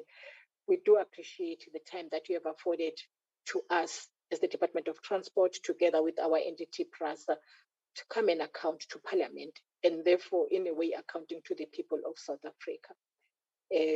We know that rail passenger transport is one of the backbone of transportation in our country. It is a social responsibility to the many previously marginalized communities. And therefore, PRASA plays a pivotal role as an entity entrusted to carry out this important mandate. This being said, the stability and the efficiency and effective operations of PRASA are important to the economic growth of the country, but also to the ability of our people to get to their places of work, to work and be able to take care of their families. We, like I've indicated, Chair, that we applaud PRASA for the reintroducing cooperatives to available economic opportunities for women somewhere. However, like I've said, they've not done it effectively. They started it, and somewhere I think they've just neglected that. We are, as I've said, renewing and reviving SANWIT, and therefore we'll be reviving the women in rail subsector, which is the subsector of SANWIT. We thank you, Chairperson, again. We thank you for giving us the opportunity, and I want to thank the Chairperson of the board for providing leadership. I want to thank the acting Group CEO, but of course, thank the Minister for taking this work seriously and or even being here at the beginning of the meeting. And thank the honorable members for the questions and the advices. As you ask questions, we listen carefully, and even if there may be questions, but we take note of what you have said, and we note that as being advices to ourselves, where we think we've not done well. We think we need to improve in ensuring that PRASA provide the much needed railway passenger rail services in the Republic of South Africa. I thank you very much, Chairperson. Deputy Minister Chikunga, thank you very much, and thank you for being with us today, and giving us an opportunity to exchange ideas around what we expect as Parliament to see coming from PRASA. for those perhaps who may not know how we operate as a Standing Committee on Appropriations, we are the subcommittee of National Assembly, which deals with appropriations, which means money between and amongst the different departments. We also deal with what we call the division of revenue bill. That is, can we please mute? Let's mute.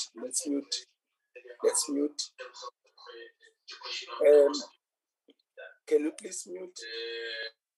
Can you please mute? Okay. Let me see. Honorable Peters, do you want to come in? Yes, Chairperson, I just wanted to find out from the Deputy Minister and the Chair of the Board with regard to PRASA House. Is PRASA Board saying to us and that they are presiding over a planned wasteful expenditure? Because, Chairperson, at PRASA House, they are paying rates, they are paying for water, they are paying for electricity, like you said, but also probably the security that is there.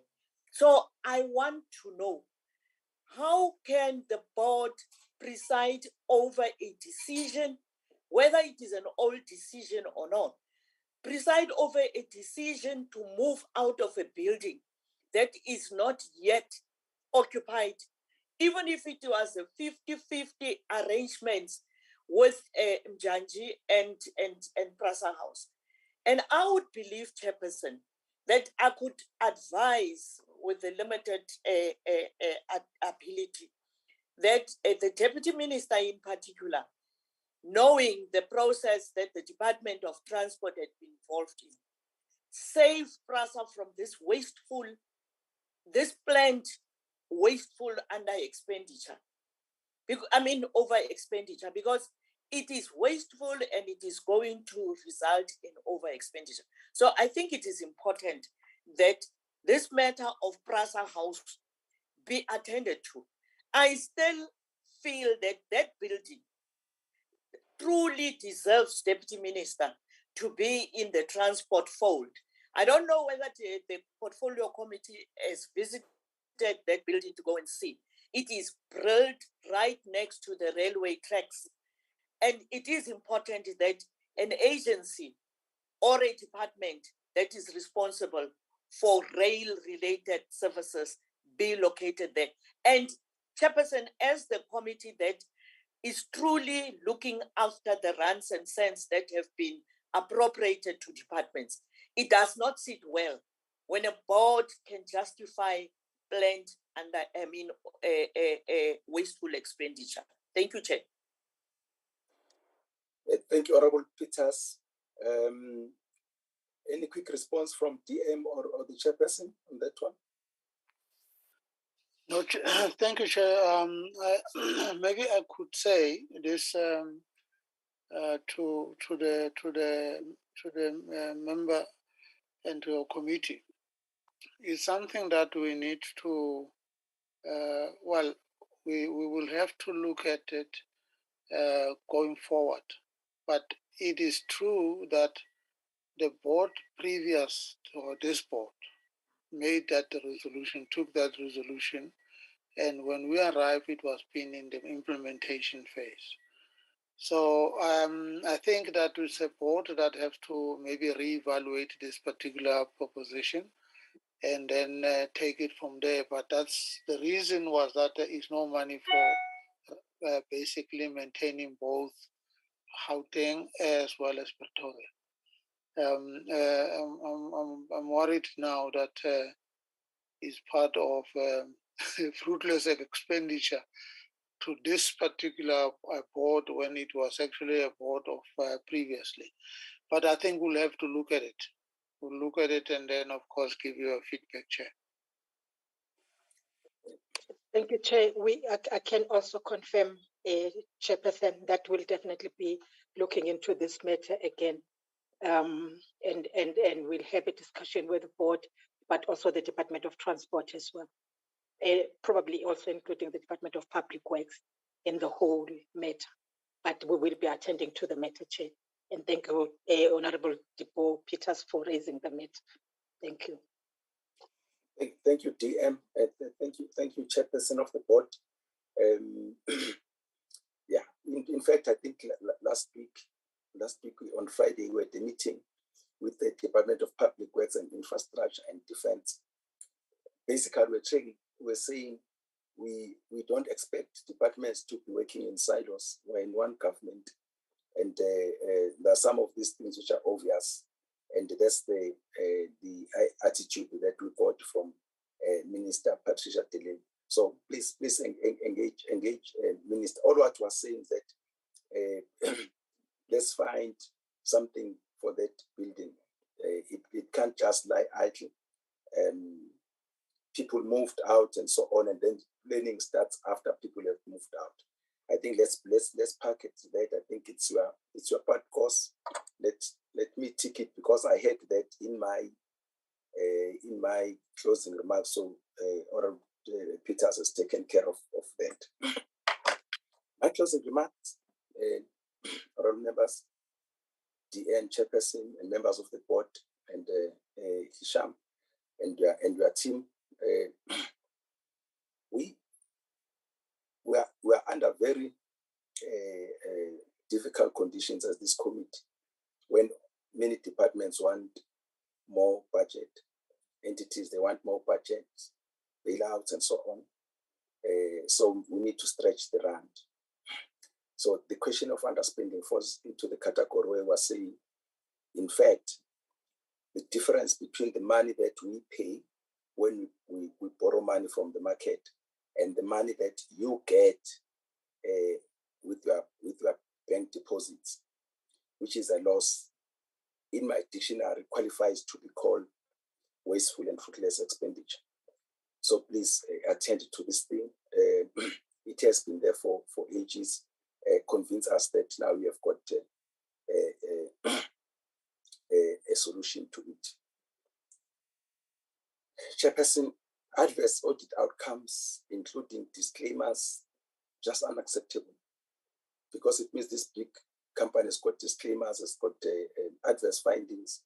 It means no assurance to this committee and to Parliament that monies are used properly in line with the laws, regulations of this country, in line with your SCM policies.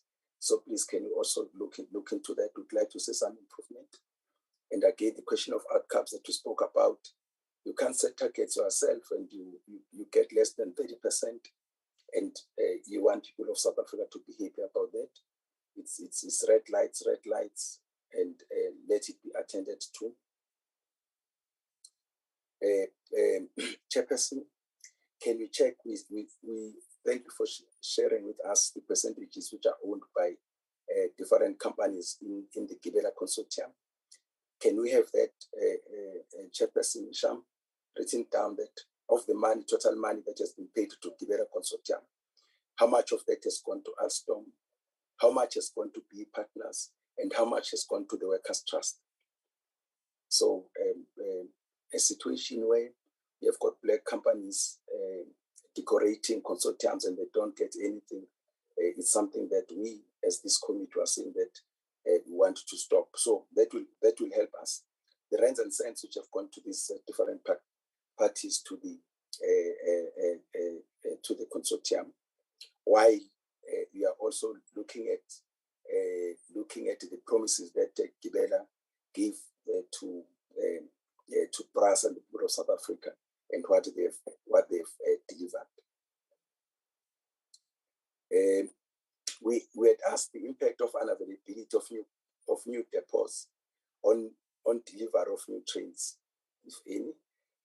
Please write back to us and let us understand that, because there was supposed to be an alignment between the new depots and the delivery of new trains, and how are you dealing with the things that were supposed to be done by the new depots.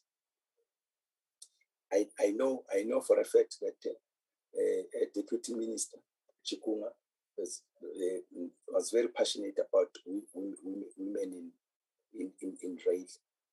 DM, can you please just make sure that this happens so that we don't end up shouting slogans and talking about empowering women, but where we're supposed to, we end up cancelling those programs. I don't know why it was targeted to cancel it, because it's chairperson is not only about the GOs. Women should be involved from head to toe in the business of PRASA. You have got professionals, you've got manufacturers, you have got suppliers of many things and so on. We would like that one to come back and let it be reported to on an ongoing basis. The involvement of young people in rail, we also want that to be reported on, so that we can start making some progress in this in these things, and then we're not found to be guilty of shouting slogans and abusing. It's abuse again to always talk about women empowerment, but when we need to do it, we don't do it. The Moloto corridor, DM, please follow up. The people of Pumalang, especially that area, they've been subjected to all types of accidents. Hence, the Moloto corridor and the Moloto road. I think between yourself and the Honorable Minister, please make sure that at least something happens there. I know there have been plans after plans and so on, but there's no implementation. There's a number which is Hisham. When in 2014, 2015, we were transporting about 500 million passengers. 2021, 22, 20 million passengers. It means 480 million passengers who used to depend on rail are now forced to use alternative transport. And that alternative transport is very expensive. You would know that on average, a monthly ticket would cost a commuter about 300 rand. These days, when you hear commuters, they'll tell you that they're spending about 2,000 rand per month commuting. So basically, they're working for transport. So this public transport, it's a way of government trying to subsidize the poorest of the poor, the victims of apartheid. So can we see these numbers being improved, honorable members?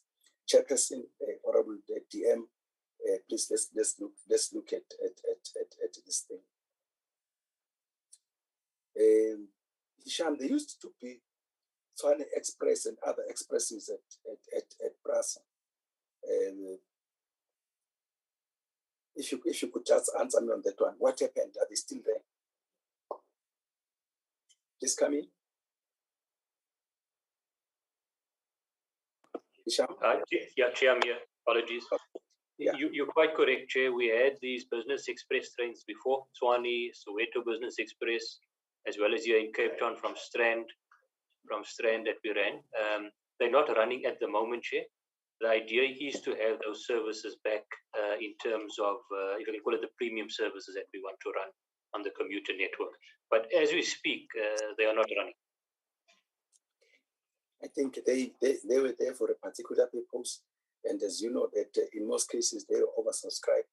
And I think it's an area that DM, chairperson, you must also look at, and we give back this service to our people. Obviously, please let's resolve the Hatfield office's story. It's not a good one. When we're saying that as a country, as a company, and as a department, we have limited resources. But before I let you go, DM and your team, let me take this opportunity to pass our condolences to you and the family about the tragedy, big tragedy which befell your family.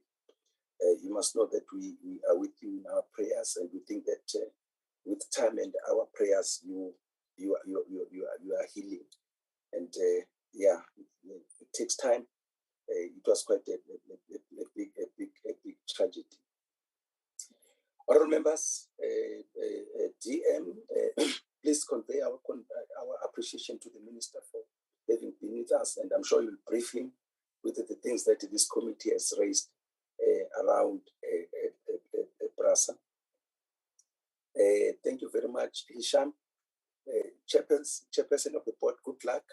It's not an easy road, we realize that, but you need to lead this company so that it's able to deliver the service that it's supposed to, especially the poorest of the poor of this country who were thrown into the ghettos miles away from the city center. So they rely on the services that we provide. Hisham, all of the best with your team. I always say, I quote from somewhere where they say, in a word, team, if you spell it, there's no I. So team is T-E-A-M, it's not T-I-M. So when you get into such an environment, a little bit of advice that will give you is that put your teams around you and make sure that the team pulls in the same direction. DM, thank you very much. You are excused, but as a transparent committee, you may sit in our meeting as we deal with other things, but I think you have got many challenges outside here, but thank you very much. Thank you very much, Chair. Thank you, Chair, honorable members. Thank you, Chair. Thank you very much, Chair. Thank you. Honorable members, let's go to, I'm just checking my minutes. Just a second.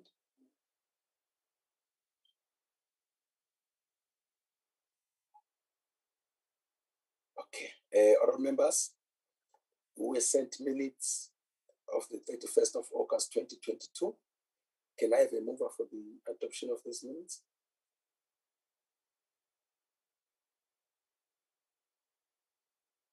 Honorable members, I'm waiting for you. Mlenzana. Honorable Mlenzana moves. Seconder. Kaiso seconds. Honorable Kaiso seconds. Thank you. The minutes are duly adopted. Just a second. Yeah, those are the minutes. And then the minutes of the 31st. Do I have the mover? I move, Chair. Kaiso. Honorable Kaiso moves for the adoption of the minutes of the 31st. Seconder. I second, Chair, although I was part of the meeting there and part not there. Can I have another seconder? Do I qualify? Okay, let me second, Chair. Let me second. Honorable Mlenzana seconds. So we've adopted both the minutes of the 30th of August 2022 and the minutes of the 31st of August 2022. Am I correct? Yes. That is correct. Yes, Chairperson. yes, Chair. Okay, thank you so much. Can we go to agenda item number 6? Darren, what announcements do you have? Chairperson, thank you. I received an apology from Mr. Sarupian subsequent to the meeting commencing. So, Mr. Sarupian, and then I'm just reminding members about Friday's meeting with the compensation fund that will commence at 9 o'clock. Thank you. So we don't have a committee meeting tomorrow, am I right? No, Chairperson, no meeting tomorrow. It's on Friday. Thank you so much. Remember, all members who are meeting at 9 o'clock on Friday. And Chairperson, just clarity seeking, Chairperson. Yep. Chairperson, I'm a member of another committee that sits frequently more than and for long hours more than this committee. I just wanted to find out if I don't log on to this committee at that particular moment and probably join later, am I regarded as absent? No, you are present. The only thing that you came late. Chair, but it's a present. It's a present. Yes, but also the fact that sometimes you, in the future, I might forget to log into this one. What would then happen? Am I treated as absent? I'm not absent from Parliament work, but in this committee, I omitted to say I'm elsewhere. I know that other members of the committee have similar challenges, but I just want to put it on record here. Thank you, Chair. Thank you. I think what you are putting on record, Honorable Peters, is that when you are not in this meeting, you are also engaged in another parliamentary meeting. I think one, let's tick that one. But two, if you didn't attend this meeting, you are absent from this committee. It's very important that it be noted that way, because we may take decisions, certain decisions which you may find yourself having to answer for in the future. You understand? So when you're absent, let it be absent. You are present somewhere, and that will be noted in that meeting. I think it's safer that way. Agreed? Chairperson. Yes, Darren. Can I just come in on that one? Yes. Chairperson, it will be better if Honorable Peters just send an apology. Yeah. If in the event that she's unable to attend, because it doesn't look well if she's marked as absent all the time. So she must just, even if she sends me a WhatsApp message or an SMS, doesn't have to be formal apology. She must just indicate before the meeting commences that she's in another meeting, and then I will tender an apology on her behalf. I think that's a better one. Agreed, Honorable Peters. Agreed, Chair. Thank you so much. Do I have another hand? Whose hand is this? There's a hand which I see. Anybody wants to say something? No. It's my hand. Oh, okay. So it's a delayed hand. Okay. Yes, Chair. Okay, thank you. Honorable members, thank you very much for being in this meeting. And it's clear that there are many challenges at PRASA. Let's hope they'll be able to attend at least 50% of them. The meeting is adjourned. Thank you very much. Thank you, Chair. Thank you. Thanks, Chairperson. Thank you. Thank you, Dihale. Thanks, Chair. Yeah, thank you guys.